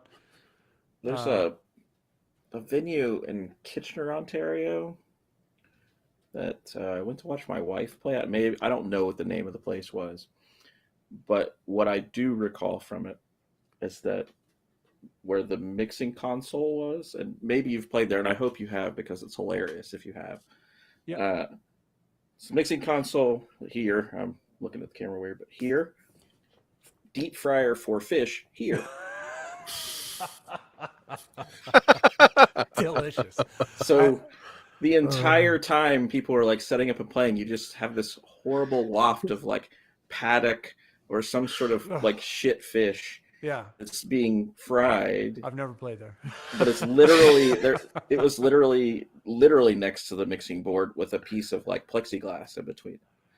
So there's just like spit guard. Oh, it was the God. weirdest thing I've ever seen. But it was horrific. This place smelled like cheap fish being fried, and like you smelled like a fryer when you left there. Yeah. Either Yeah, way, yeah. it's just a weird thing to experience while you're in the room, but also the placement was ridiculous. Yeah, I played a gig in the market in Toronto, and there was a fish market directly beside the bar, and it just like it was a really difficult gig to play because it was just midsummer and that smell of fish. I know I can Okay. smell it. It's probably Yeah. different because you have the additional layer of the deep fried The grease. fish, the grease. Yeah, Mhm. It was disgusting. something. It stuck with me. Yeah. I was just there to help load in. But it's with me for life now. Here we are talking about it again. Yeah. Yeah. I don't know. It's I played on top of ridiculous. bowling alley. Like on the actual lanes. Yes. Yeah. I would like. That was a couple months back now. Like the only show I've played with White Swan. Okay. Where was that? It's in London. And they have bowling alley shows. Ooh, that Yeah, sounds but they fun. they They put, put like a stage across stage the. over the last 3 lanes. So I'll send you a picture of it. But like Ooh. while you're playing, there's just balls like going underneath you. It's very disorienting. Wait, That's- people are Oh, still they bowling? keep bowling. Yeah. I So it's want to like go there. lights and a fog machine, but then you'd look down occasionally, Rock and 'cause glow bowling. and they were just like hurling bowling balls underneath us. I need it. It was so weird. It was weird to be performing and then like see people like not giving a shit but still maintaining their bowling game. Yeah. Slightly annoyed that there's a fucking band hovering over Just- their we're just like- fucking lane. It was the weirdest thing. I'll send you pictures. It was very odd. I Oh, man, want that's to fucking see that. spectacular. Yeah. I took a picture. I think it's on my Instagram, but you can like see the And bowling helix alleys have an inherent and then the smell bowling too. alley. Yeah. Yeah, for sure. Oh, This one that's had a great. pizzeria in it, so it actually kind of Oh, smelled yeah. nice. Pizza, a slight barf smell, foot smell, Shoes, yeah, shoes, hmm and beer. popcorn and beer. Yep. Yeah. And you mix those together, you have a bowling alley with a pizzeria. Yeah. So pretty Road ridiculous. Bull, I'm noticing here, Heel Walkers are my fave Halifax band. He's saying back in the day, chicks dig it. tried to steal your gear because the promoter stiffed them. Wow. Chicks Dig It were a fun band. They had their stance. That's a great name. Yeah, their stance was so wide. Like they would just play the whole show with like literally like this. And they played like Ramones kind of tunes. And they had like it's a so sick. swagger to it, but like never broke character. And they were a fun gig. I Roadbill, haven't played a live where are show you in from? so long, man. I miss that so badly. Roadbill knows the Pavilion as well. Yeah, he's got to be a Canadian kind of a Canadian kind of a guy. Are you actually Canadian, Roadbill? I don't remember. us We must going over know. this. We Yeah. must know, and we'll wait for the latency to catch up. It's like Marauder music. Bunn, where are you going? Take your buddy with you. Get on my back. Bats with barbed wire. No, I wouldn't doubt it. I've heard of like crazy tales, like Canadian friends touring in the States and dealing with like guns are a pretty easy thing to run into. What? Oh yeah, like I've Say it had ain't so. friends that got shot at in Jesus Christ! California. They played where I mean, that was they were pretty in typical. Anaheim. Oh, great! That's where I grew. Yeah, and they played a show there. I don't know what the conditions were or whatever, but they got shot Violent. at. They were all in the car, and no one got shot, but the car got shot up. But yeah, United States, it gets a little bit more gnarly. It can get. But we're so free, though. We're so way more freer. Well, but now you got Biden. Biden's bringing in those 5G bats, and he's going to wrap those 5G bats in barbed wire, and he's going to dip them in COVID. And then Ozzy's gonna bite its head off. Anyway, Those were cops shooting at them. Maybe. Really, the first group of touring I ever did was like post the riots in Cincinnati when the cop killed an unarmed person. Imagine that. Anyway, there were shows right after that, and I remember we played in West Virginia shortly thereafter, or West Virginia, Kentucky, one of those places like that in the Bible Belt. Right. And someone was like, "Where are you from?" And we're like, "Well, Cincinnati area," because like explaining where we were actually from didn't make sense, because we were all from different cities in Ohio, so it was just like Cincinnati, whatever. And they're like, "Oh, is it okay?" And you're like, "Well, they're not rioting anymore. It's fine." Like, but I also don't live there. Like, but Yeah. like, what? Like, that's a rough city. Like, I've been to Baltimore. Cincinnati's pretty tame in comparison. Everybody says that about every other city. The amount of shock and horror my mother-in-law seems to think happens in Milwaukee is like beyond me. But Well, I've realized this is going to lead down a dangerous rabbit hole, so we should probably avoid it. But like, if you look for a certain things you'll to find read it. about, you'll find it. Yeah. Well, of course. If you look for those areas, you'll find those areas. There's a lot of that happening on a certain social media platform that people seem to get sucked into, and then it's like that's all they see, and they're like, "Wait a minute!" But according to this, it's like, yeah, I don't know how many times I have to explain an algorithm to people, but it's beyond me. Yeah. The Senate doesn't understand how algorithms work. So they don't need to get They into don't. that, but they genuinely don't understand Correct. how it works. Which is very interesting. Like It's not the word I would use. for a country of that magnitude, for the people that are central to the operations and management of that country to not have at least a moderately informed concept of what these things are and what they mean, and like what kind of gross impact they have on everything. Mm-hmm. Yeah. My favorite Very. thing about all of this is then the one senator held up his phone like this and said, "So if I'm here and then I move here, do you know about it?" That was the whole question. Well, depends. Well, then he's like, "Are your notification setting or your location settings on or off?" Well, you didn't answer the question. I did answer the question. Yeah. It's just, anyways, very painful. Not relative to this. Yeah. song. Anyhow, No, what- interesting though. But there's some interesting things happening. Yes. yeah, Yeah. there's a few. It's a fun. But place. anyhow, music and Yeah, being a Yeah, musician. there you go. So Back I'm to it. curious question for both of you guys. Whoever feels like going first can go first. But what do you kind of hope to, what are you fantasizing about getting to this year? Whether you do or you don't, it doesn't really matter. But what are you hopeful for towards in terms of your personal musical stuff and otherwise? For me, it's a Wells album with Steven. That's my Full length? biggest goal. Full length Probably, or EP? hopefully, Full length? Cool. we're gonna do a dual album release. 46 songs. It'll be like 4 songs and then a bunch of like noise tracks. Yeah. And a lock groove. No, but I think Steven and I have a rough plan of like getting some songs put together and actually like doing like a studio session with them. So Right. I'm hoping that we make Right. that happen. That's the biggest thing for me so far. This will be your first endeavor, like in an active project with real drums, Nick? I know you've worked with real drums before, but will this be different?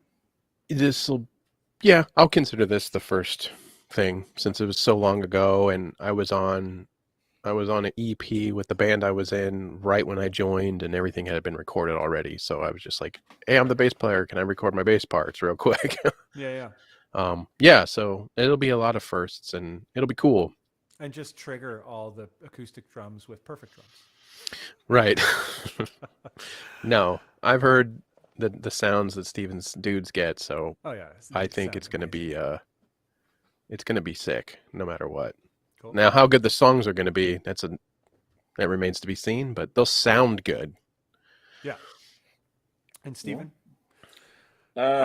Well, there's that as well. I have to finish all the vocals for Close the Hatch by the end of January, and What is that going to be? Is that going to be an EP or another record? it's a full-length recording so far. There's 9 songs, but I can't really divulge too much of that. There's some stuff in the works because we kind of have an offer, and I can't really get into that because the long and short is I have to turn over a record. Someone likes it, then that changes the dynamic. If they don't like it, then it'll come out however we want it to. Right. So there's that. Aside from that, I want to do the thing, another Wells thing with Nick, whether that's EP, full length, or whatever, and try to find the people to play on it, to make it literally. Yep. Which I have a handful of people lined up that I think are good options for that. But beyond that, I think what I would like to do, and I hope to do, is to kind of follow your lead in some way and actually try to be more motivated to figure out how I can leverage YouTube and things of that nature to actually have a bit of passive income streams. A little bit of streams. passive income. And I've been really hesitant to start Patreon and stuff because I just don't know what to do with it. I know the things I would offer, but I just don't know if anyone would be interested in it enough to like do it. Dive in and try stuff. Yeah. You can and always change it. I want to, if I'm going to do it, I want to make myself have an actual like rigid schedule. Like I release this many things or do X amount of things on specific days and really stick to it. There for a while, I was getting good at it at the beginning of COVID because I had a lot of free time. Yeah. And then it became like kind of burnout because I was doing it too much. But then it just, life happens. But I would like to get to a point where I can at least have a little bit of, stuff coming in that'll make it easier to do live streams and actually dedicate more time to it because I'm not losing time somewhere else. Right. If that makes sense. 100%.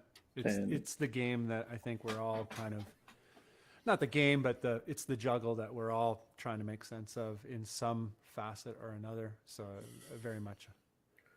And I'd like to tour again if that's an option, just depending on how things go in the country here. And since I'm playing a White Swan now, I'm sure I'll end up doing something this year because that's now been almost 2 years since they've done anything because of COVID too. So I assume I'll be a part of that going Right. forward. I'm building guitars for that project now, so Oh, fun. I'm playing bass 6 exclusively in that band. Oh, sweet. So they're In a bass role with additional kind of appointments, or just straight as a as a guitar bass six? roll. So they're playing. Their guitars are in drop A, the bass is in drop A, and I'm playing an E standard. Right. And I'm just learning the songs, transposing stuff, Right. and just adding a layer of things. Very cool. And I I'm want playing to hear synth that. too, so it's kind of weird. Yeah, I got if I can get reach in here, but yeah, I've got this RD thing that I'm. I building. saw that in social. Yeah. Very, very nice. So I'm waiting on the neck to come in. I have everything else, and then I'll have that. What is the neck going to be? Is it going to be a Warmoth or? Mm-hmm. Okay. Yeah. Did you get that sorted? Yes and no. So I am using a microbrute and the Korg Micro, or whatever the hell that is. The little guy, the brown one. The mini log? Maybe, I don't know. I would know if it was in front of me, but all those Korg things have similar names. No, with Warmoth, they sent it to me. They thought that because I was having it sent to my friend Shawn O'Shaughnessy, that the name was not real. So they defaulted it to being shipped to my billing address, which I don't live at anymore. Oh, that's what they did. That's fucking weird. Then I had it corrected because I paid UPS to hold it at a location instead of it coming to there. But then the wildfires happened on the West Coast, and they're coming from Washington proper. Oh. So now I don't know where it is or when it's coming, because they went from being here on the 3rd or the 4th to now it doesn't know. It just says there's inclement weather. You'll get it when you fucking get it, buddy. Oh man. So yeah, I'm kind of like, I'm only in Ohio right now, waiting on. Like, I was supposed to go back to Canada last week, and yeah, that was my question to you later. Was like, are you still waiting? Are you waiting for it? Yeah, I am. That sucks. So when it arrives, then I'll head back home, and I'm not doing anything with this one because it's a weird setup, because Warmoth necks, bass 6 necks, technically, they'll tell you they don't work on other bodies, but technically, based upon the measurements, they should work. And you can you can fashion reposition the things, pocket. Yeah. So I'm leaving it with my luthier buddy Jeff, and he's going to put it all together and change the pocket and all that. So there's some questions about guitar scale stuff over here, if you want to actually cover a real topic. Yeah. Drop A and 27.5. I have drop A on a perfect. 27, so Let's and see it's here. intonated. Hold on. I can't see the original thing, but Cosman took off. So later, Cos. Oh, have yeah, have a Cos. good night. Marauder Music. Have a good night. Aaron has got the same thing going on as we got going on. He's going to jump on sessions and play with people, play with local artists and whatnot this year. Get going. He's a drummer. If you guys need a drummer in Toronto, Yeah, I might ask you to to Aaron. connect us. Yeah. Yeah, he's a great drummer. If there's studios up there, I've been doing these studio tour things. I would love to come through some places if you know people. Yeah, he has his drums in a studio permanently. That Okay. they do a lot of hip hop stuff, but they do other things as well. Gotcha. And there's a studio right across the street from my house that I'm going to be doing some stuff in. Nice. But anyway, these guys are taking off. Toronto, Aussie voice. What synth? Microbrute is a good synth. Random guitar question 27, 26.5. 2. That's the question I was referring Yeah, to. drop A. He's asking drop A in 27.5 inches, and That's yeah, fine. it should be good. Perfect. It's great. Yeah, I've definitely gone longer. I'm just so into that like light string feel. I love it. So Yeah, I've been much. thinking about the 30-inch baritone build, like getting lighter gauge strings and tuning that to drop A and using that It's a beautiful for thing. well stuff just because. But Well, I have one of each of those. I think, Bunn, you do as well. But I have 27, I have a 26.5, I have 27.5, I have 28.5/8, 30. I think I have some weird 27.7 thing as well. Drop A, Bunn has a 27. 27.7. Nice. Yeah, 27.5 for me. tuning to A, drop A, which is still pretty high for that scale. Yeah. Like you can get away with probably a 60 or 62. Like even the what is it, the Mammoth Slinky set works really well for that. Yeah. Wow. I think I use a 59 on my Solar. Well, you got an Evertune. Ah, yes, that's right. Oh, yeah. Interesting. You have to have the thinner strings for the Evertune. They'll accommodate bigger ones, but they prefer They the perform slightly better thinner. with the Mhm. thinner strings. Yeah. Yeah. Yeah, I have 1362 on a 27 and a 27.75 right now in Right. A. But I also have been using a 28 lately for A. I've been reworking all the Venn stuff. It's all in A standard. And I have lighter strings, just regular D'Addario. Like, I think they're 12 to 56, 12 to 58, 12 to 56. Yeah, Mhm. 12 to 56 And- is what it would be. And on a 28, it's nice. That's cool. Yeah, That's yeah. what I have on my 25 and a half for drop C. Yeah, Is it- I No, can I have a just- 52. You can 52. bend so I can bend All of like mine a whole step. Drop A guitars at home have the what you call it, the String Joy 14 to 62 or 14 to 64, depending on. Wow, I play some light strings now, don't I? And yeah, and I think my standard still is the 14 to 68s for everything else I do. But even with those, like I've tried the 64, but I don't like the response. Yeah. Even playing like a 28 and 5/8, like I like the tightness of the low note. Well, it's the thing about it is I've measured all of those out, all of the gauges against all of the scales, and what you're talking about right now, you're still slightly under tension, like Yeah. under tension compared to say tens on a 25.5 in E standard. Right. You're still going to be closer to the 16 pounds, 15 and 16 pounds of tension with that string set at that scale length.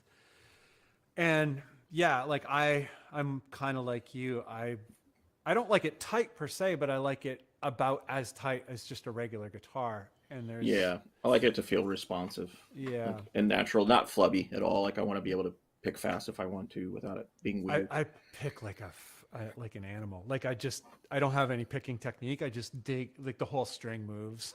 Right. I think that's weird. I have on this guitar, which is only in I think drop C.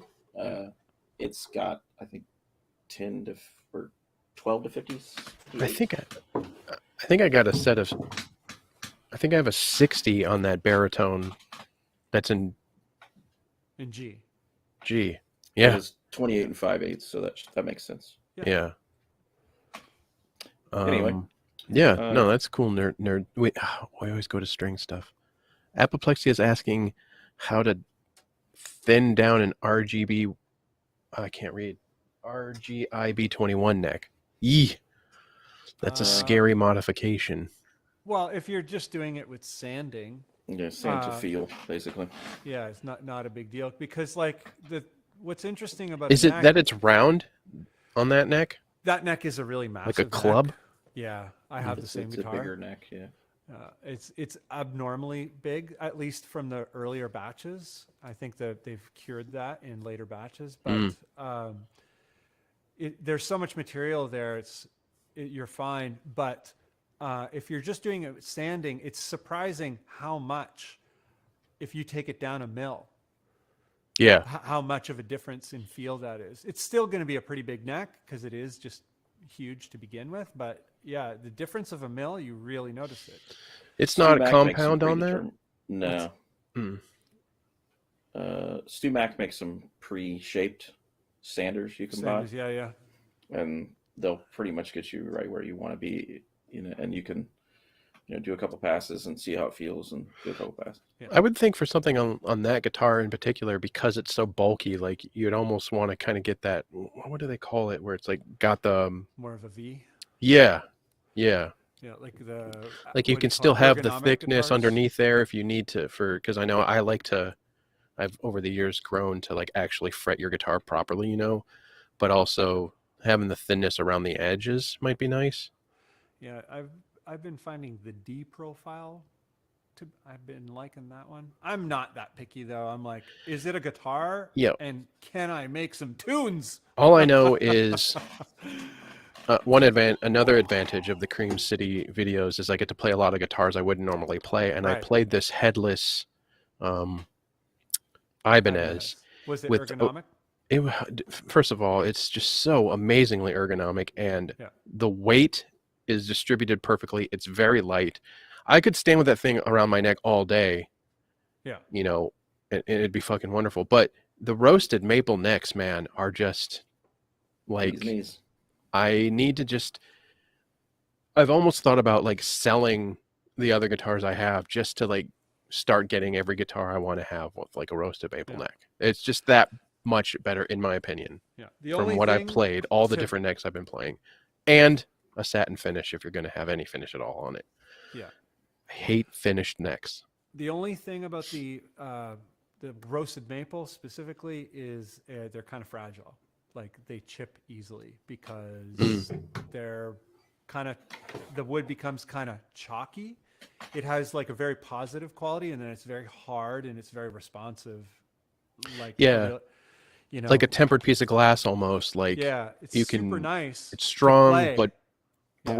brittle in a sense. It Yeah. has a brittleness. The stability it's not brittle, is, yeah, it's not brittle. Yeah, I know. Yeah, but we're it's conveying got a this brittleness incorrectly. to it. Yeah. Well, the So if you idea change with those tuners- is that they're roasting it so that you're heating up you're removing the moisture from the guitar, from the wood itself, Mhm.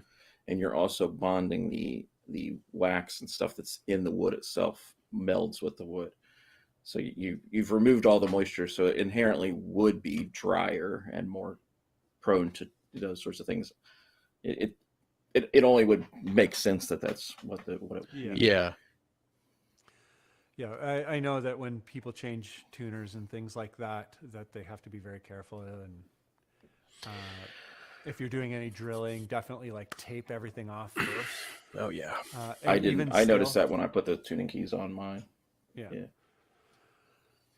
But yeah, I personally probably wouldn't care. I'm the kind of guy, I'll get a brand new guitar and I'll get belt scratches all over it, and I'll Yeah, slam it into the rack and it'll be all mangled. And I'm like, yeah, well, there's Yeah, my I'm not guitar. super precious with guitars either, you know, like I play my, guitars and whatever happens. I'm not Yeah. overtly trying to fuck them up, but like my kid, and he's like, "Hey, can I play your, can I," like, if he's all gent, I'm like, "Dude, play it. You're going to play it. I don't Yeah. care." Like, I I don't do care. get weird. So how are you when you play other people's guitars? Because I get weird when I play other people's Yeah, guitars. that's different because that's 'Cause not my I'm- guitar. And I know how careless I'm prone to being with, like, I'm just naturally kind of, I'm like, this is a thing that it's a tool that I Yes. use. I don't Yeah. care if it gets used. Mhm. But then when I use Not somebody everybody else's, feels I'm that like, way. shit, Yep. like, am I wearing a belt buckle? Da, da, da, I da, don't da, da. really want to play other people's guitars. You know what I mean? Yeah. It Like, doesn't happen much these days. yeah. Right. But before, like, I was like, I always just avoided it just because I don't want any issues. Yeah. I was a klutz for a significant portion of my life. So I'm always weird about it. I don't know. It's weird because I'll end up playing something that I would never play normally, and then it's weird when I end up liking something. yeah, well, that was the case with this headless guitar. I was like, eh. But then I was like, fuck, I think I kind of really like this thing. And I was recording a project for a buddy of mine, which I still am working on occasionally. But he bought like one of the super high-end Schecter 7-strings, the new ones. Yeah. Mm. And I was like, this guitar rules. Like, I really wanted it to suck because I expected it to. No, dude, like that one It was Ibanez, impressive. I did the Right. video on the 7-string. I was like, oh, okay, like I've avoided 7-strings for my whole fucking life, and I don't know, man, this is kind of cool. Well, I think when you also play a nice, like pretty much any guitar, if it's well fashioned and well finished, you're like, oh man, it's nice. Like Yeah. it doesn't matter if I'm not extended range person or not. If it's nice, I'm like, it's a nice guitar. Right. How many guitars are you clocking in at right now, there, Steven? Just a, I'm just curious. Like you like grow guitar gardens. Well, I got rid of a few during COVID because I didn't have money. Right. So I've replaced a few of those with builds, which I'm more into that now than I am. Like I play You've guitars. been mostly a build. You've been dominantly a builds guy for a while. Yeah. Like I remember talking to you about the EGC stuff, and you're like, honestly, it's a really nice guitar, but I love this build. Yeah. I love the EGC stuff, even the one that I had to get rid of. I loved it. I didn't want to get rid of it. I still really love the one I have. But there's something, I don't know, something about being a part of the process of it that makes me more attached to the instrument. I get that, yeah. As corny as that sounds. Yeah. How many do I have? Well, if I remove the ones that my wife also owns, then I think I have 8 total. Oh, okay.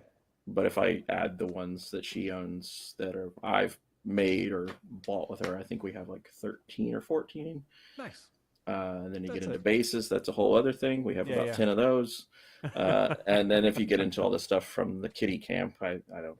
The number is somewhere near 30. So. Right. I did a video at one point where I kind of went through everything that I had in the studio. I remember you doing a studio. Quite a few guitars. It's like 20 guitars in that video. Yeah. But I don't know. I basically have utilitarian use stuff. Like I think like I have 2 guitars that stay in standard. One has humbuckers, one doesn't. One's a single coil, and then 2 that are a whole step down. So I have an SG that's a whole step down, like it's a D standard or drop C. That was one of the kitty guitars. This guitar behind me is in C or AGC FAD.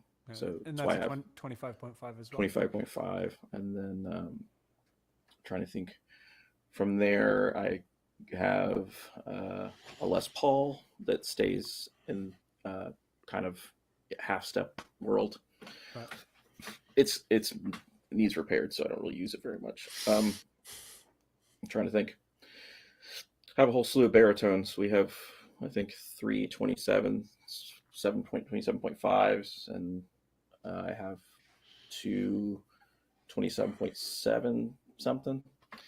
I don't know. We have a lot. There's a lot. Baritones alone, I think we have 6 or 8 of right now. Right. But I only really use like 2 or 3 of them. The EGC is weird because it's 27.7 and 0.75, but the way it's built, it feels small. Right. Like it's kind of weird to explain that. The bridge is kind of moved back a bit and all that. Mm-hmm. Yeah. It actually physically, when you look at it, it looks smaller than, like it looks like a regular, like a Telecaster, but it's not. It's just the placement. And that guitar is kind of a floating guitar. Like it's one of the 2 guitars I use for Close the Hatch primarily. Right. Because I have the turquoise build with the roasted maple and the weird Les Paul headstock that everyone either loves or hates. So I've never had anyone be like, "That's all right." Everyone's just like, "That's really cool," or "I really hate what you did there." Thank you for interjecting your opinion. Yeah, it's cool. It didn't change my feelings on it.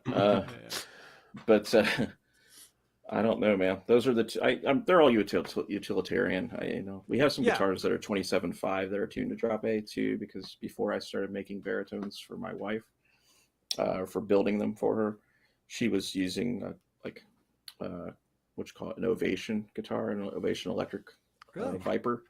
Yeah, it's tuned to drop A, but it's set up with an 8-string set on it. Basically, I think it's like a 74 to something. Wow. To accommodate it properly because of the weird bridge that's on it. Right. And it's set up perfectly. And actually currently it has the Ernie Ball baritone set on it. So what is that, like 72 to 13? 13, yeah, that's what's on it right now. But it's weird. And then we have a bunch of short scale basses because she's real into that. I do like a short scale bass. My buddy Dave has at least one of them. You have one. I do? Yeah, your Fender is a 32-inch scale. It's a mid-scale, I guess. It's 32? Yeah. There's no way. Yeah, those are 32-inch scales. I thought it was 34. No. All right, we have 2. I have a Mustang bass that's 30, and we have some other type. I don't know if it's some other 70s era 30-inch scale, and then I have the bass 6, of course.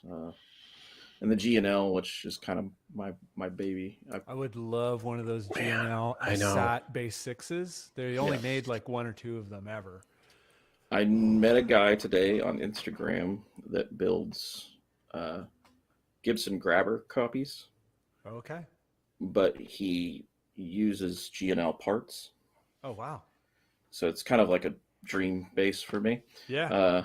So like, because I have the SB2, and then I have like a Squier Jazz bass that I've souped up, and I really love that. But there's something about the bridge and pickup combination of the G&Ls and the way they're designed and how they resonate that just does it, whether it's guitar or bass. Yeah. And this guy has a relationship with him, so if you get a bass built by him, he can have it built using G&L electronics and hardware. And it's really tempting. Like, I've been talking back and forth with him today. I'm like, I don't really have the money for it, but I might. Is it have the pricey? taxes. It is and it isn't. Like, for a completely custom instrument, it's pretty fair. Like, it's like $1,200 to $1,500. Oh, It's not. what? But Yeah, it's that's completely handmade, and then you get to Yeah. pick out the electronics you want. And That's most of how his much electronics are G&L. Squires are going for. Oh yeah, I don't Right. think that's bad. I think that's ridiculously good. Holy No. shit. Okay. I'm way into that notion. Yeah. Ah, Like, all- I wish all that right. G&L pickups were more readily available, because I prefer, like, particularly for the bass stuff, I really enjoy their pickups. But he has a relationship with them. I've messaged them about just buying pickups before, and they don't seem to be too receptive to it. So Weird. We got a pal of mine from Spain in the house, Ulrich, or not Spain, South Africa. Oh, okay. nice. And I wonder if he's ever Absolutely. crossed paths with Gary Heibner.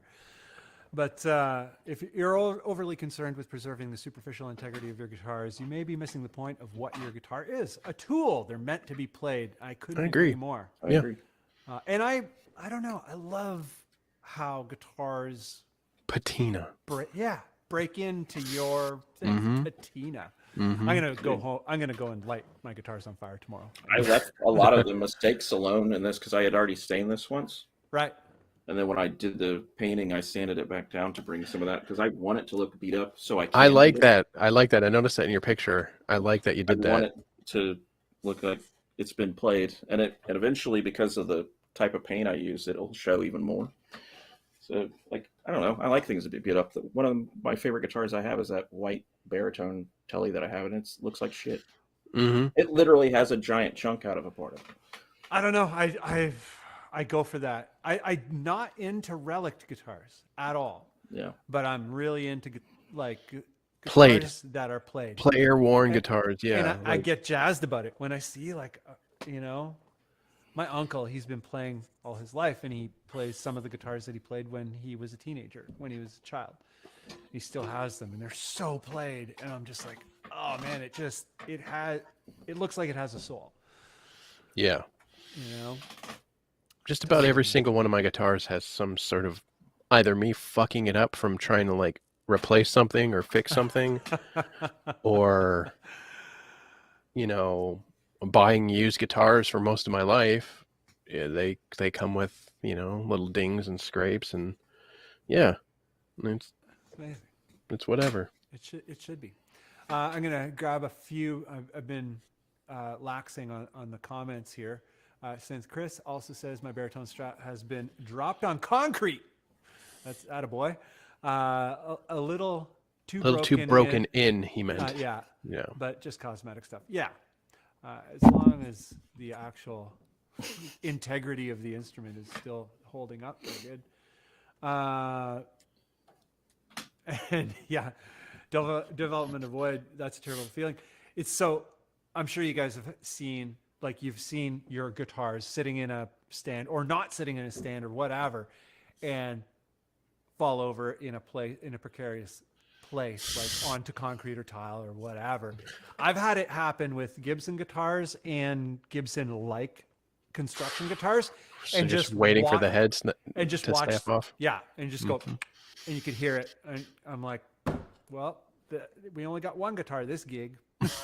Do you guys remember Mars Music? I know we had it Yeah. in the States, but I don't know if we had it in Canada. No, we didn't. Okay, so They would buy big warehouses. They went out of business because they took out a bunch of loans from companies and then didn't repay them. Okay. It's a Pretty good cool. move. Yeah. But anyways, they would line their walls with like super expensive stuff, like pretty much anything that was like super sought after. But it would always be at the top, and they would buy like warehouse spaces to make their stores. I remember going there, it's like maybe 98, 99, and they had all the Les Pauls that were like over $2,000 then, like at the top. And I remember like we were walking in, like rounding the corner to where the guitars were, and watching one just like snap off the thing, but easily dropping 25 feet, and watching every guy in that guitar department like trying to, and it hit and then bounced up over them and then just in pieces. Oh That's man, fucking awesome. I was like, well, you got insurance, but it was a great show, and they were real upset.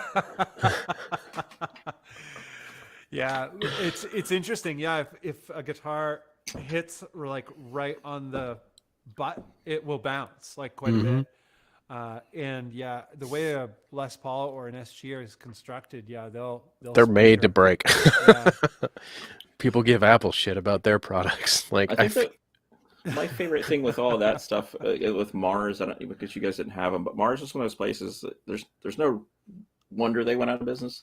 Right. Like you could walk in and a guitar was $1,000 on the shelf. If you were like, I've got $400 in cash, I want that guitar, they'd be like, sure. Like I did it 2 separate times there. I bought the first when they first released the reissues of the ESP Viper. For some reason I decided I wanted one because Chino from the Deftones was playing one in a video. Right. And it was a horrible guitar, that particular one I had. But it was like $699 or $799, and I literally had like $350 in cash, and I was like, I kind of want that guitar, but I only have this. And they're like, it's fine, leave. Like they didn't Send care. no one away without a guitar. Right. And then Holy later shit. I took another buddy of mine there, and he got it like a Gibson SG, like a classic, I think for like $900 when they were still like $1,300 or $1,400. He's like, that's just what I got. And they're like, all right, bye. Like, Jesus. no profit margin at all. Fuck it. I don't really understand, but Well, they went out of awesome. business. Yeah, they didn't last very long. You know, it makes you wonder. It's like, what's going on the back end? Are they laundering money or something? They're doing something. Yeah, I'm yeah. Sure, They're doing I'm something sure a quick else. Google would answer that. But Right. I remember right. they would have like Christmas specials, and then you get like a brick of Vic Firth sticks for the price of a pair.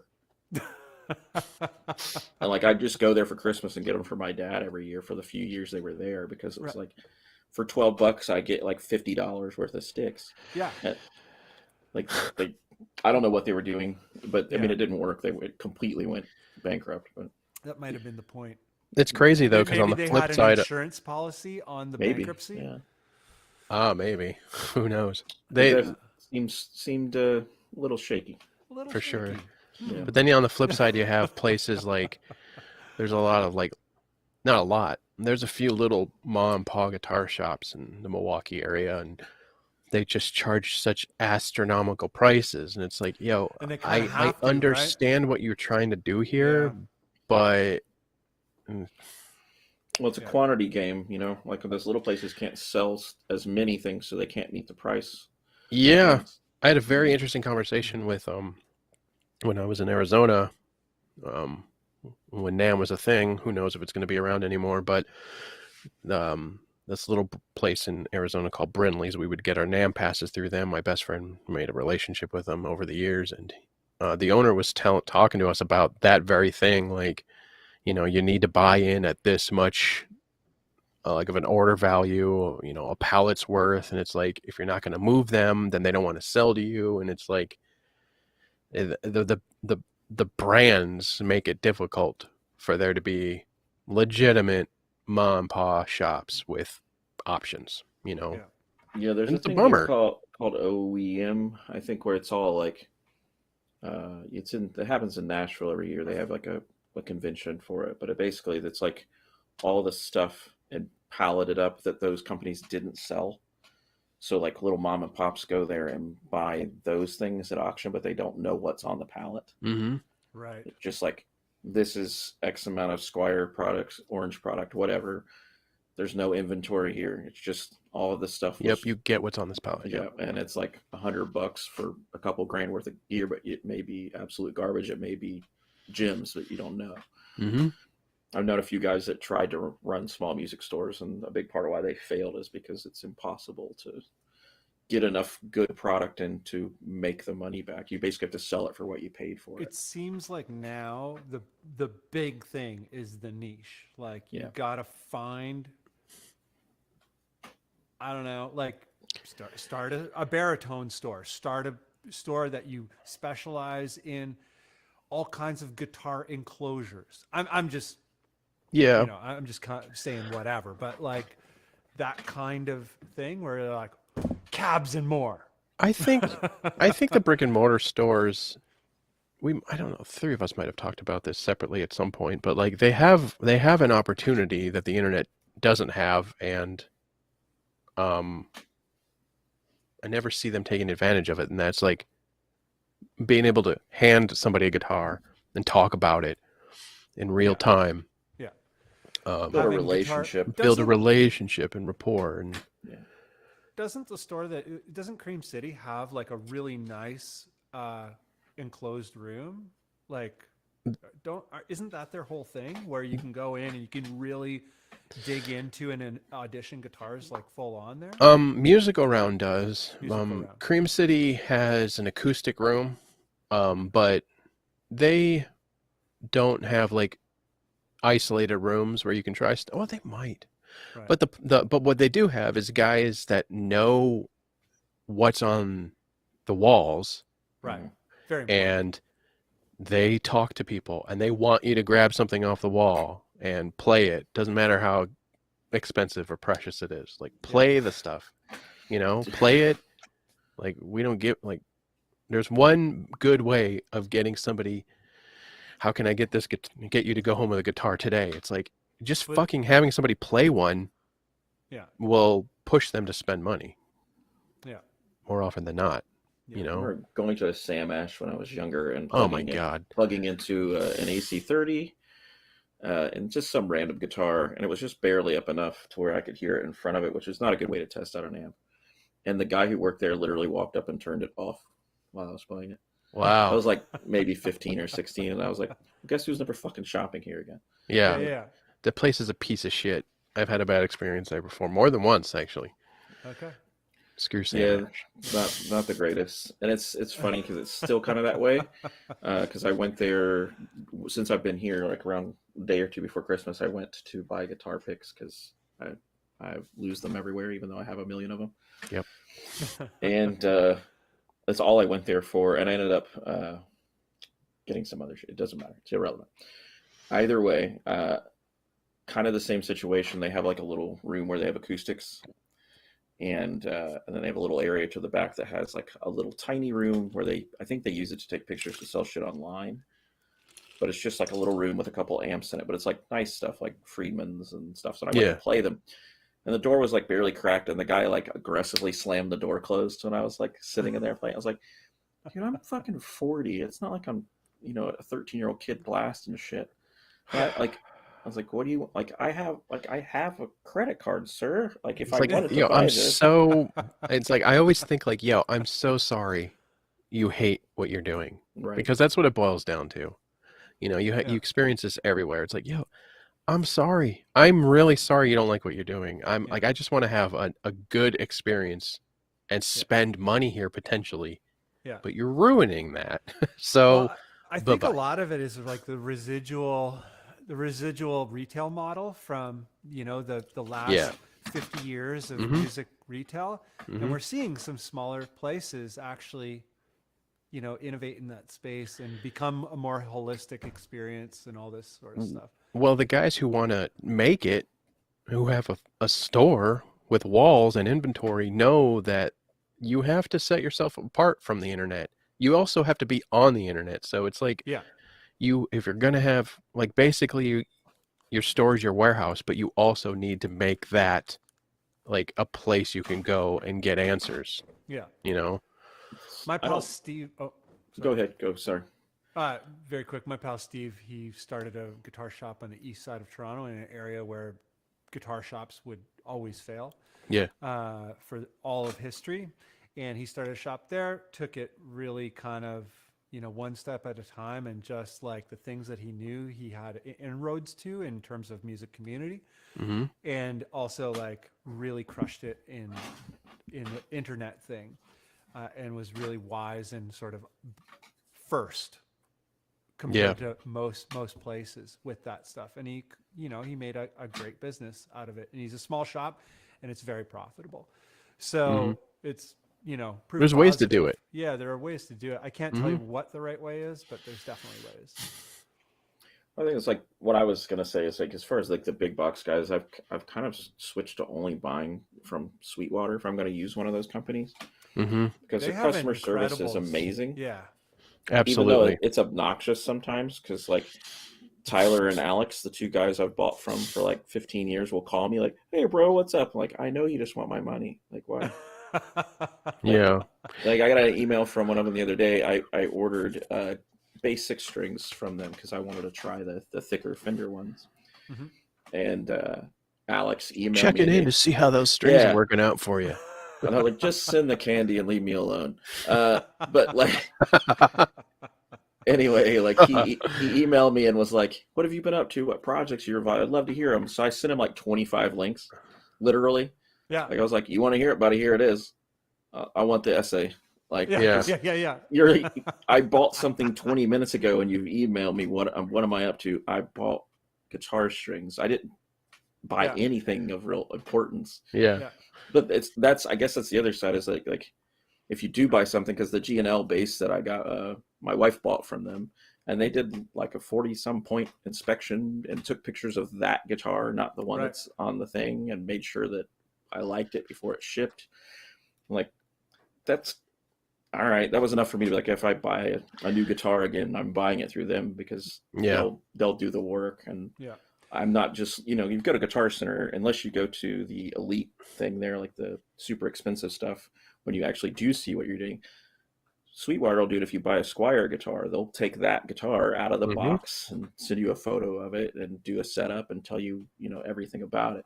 And any questions you have, or if you want it set up differently, or you want different strings on it when it ships, they'll do that. They'll do full mods. Like if you're like put, Fishman's in it or whatever, they'll do it. Yep. They do major repairs there and shit. Like, I've always had great experiences with Sweetwater. The little emails once in a while get a little like, all right, I know what you're trying to do here, but they've earned that in my book, Yeah. I'd rather have that occasional like prodding email. You get a big bag of candy with everything you order. Yeah. I mean, they could switch up the candy variety a little bit. It's always like I don't fucking like Tootsie Rolls. Things. It's Tootsie Rolls and those Fireball things. Tootsie Rolls can fuck off 100 times. Send them the to worst me. candy. I'll send you a postpaid. Oh, bro, I will pay those duties to get you some American Tootsie Rolls. Sweetwater does ship to Canada. I just think the shipping is terrible. Like the pricing. They do ship to Canada, but there's like there are restrictions on quite a range of products that there are it's distribution agreements. You know, you'll never be able to buy a Fender or a Gibson. Eh? Yeah, no, since Chris agrees with me. Oh. Tootsie Rolls are trash. Tootsie Rolls should be used to like adhere to pieces of shit together, and that's about it. So negative. Experienced a Yeah. great deal of negative. Yeah, I remember. Duties are rough. I worked for a place where we shipped a lot of stuff to Canada, and it was a pain. Yeah, but we're used to getting beaten for. It's such a bummer, money. though. Yeah, it's such a bummer in Canada, that an arbitrary line makes everything so much more expensive for you. Want to spend money here. I will, if it's at a reasonable value, and you'll allow me to take it out of the box, I will bring it to you. Okay. I cross a lot. Yeah. I am on the market.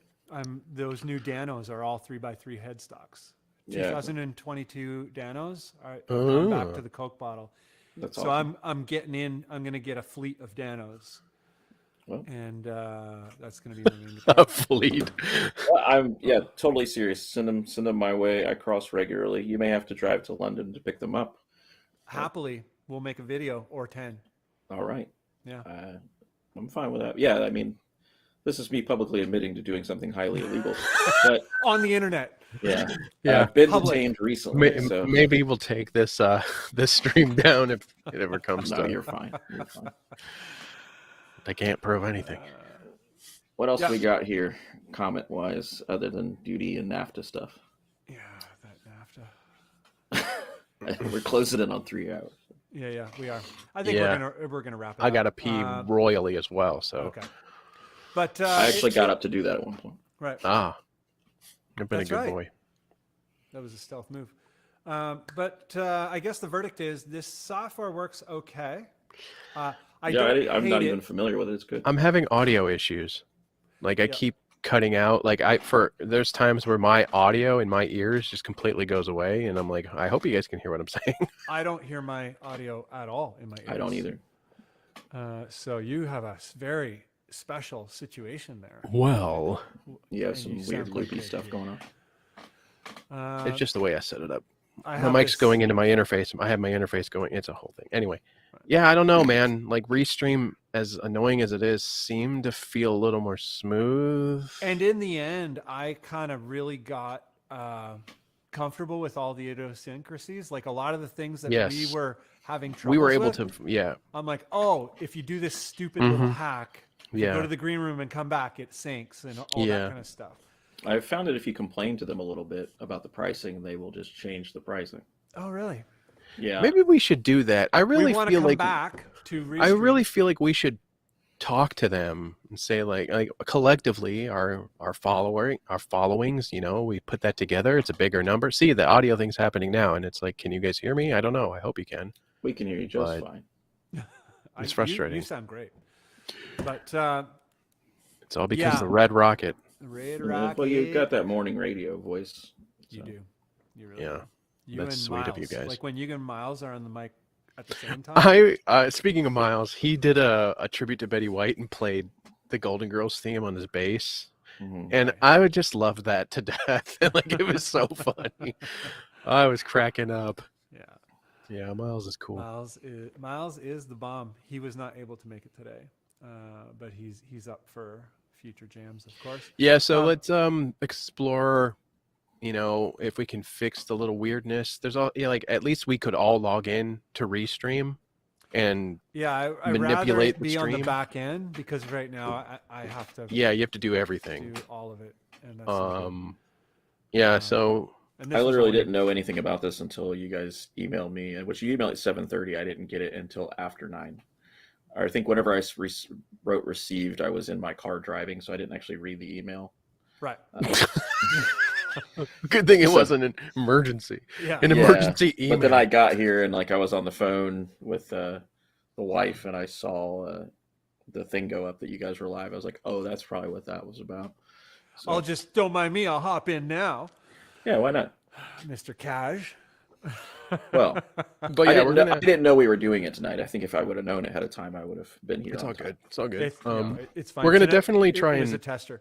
do this once a month, like, and me and Bun Yeah. were kind of talking like once a month, a long show, catching up on what we've been working Yeah. on, and then I'm probably going to be doing them more frequently on small topics. yeah, There's a bunch of things I've been wanting to tackle and a bunch of videos that I've been trying to make. And I'm like, now I'm making mini documentaries all the time. Yeah. I can't make any more produced content. So I think I'm going to probably do also like keep doing them. So I'll let you guys know. And if the topics are of interest to you or Yeah. relevant, you can hop on Absolutely. to those as well.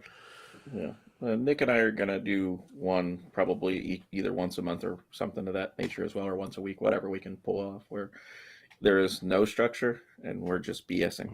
yep, So we can It's gonna get be- that out of the way and not bring it here. yeah, yes. It'll be It's a good our time. outlet to be as sarcastic as humanly possible. Yeah. I As even drew a sarcastic. stupid cartoon about it. Yeah, Right. I'm excited for our shooting shits. Yeah. So if you want like to the have the dumb illustrations. conversation, By the Yeah. way, a lot. It's going to definitely lean heavily on the dumb and the ridiculous Yeah, but- because when we're being goofy. That's what happens.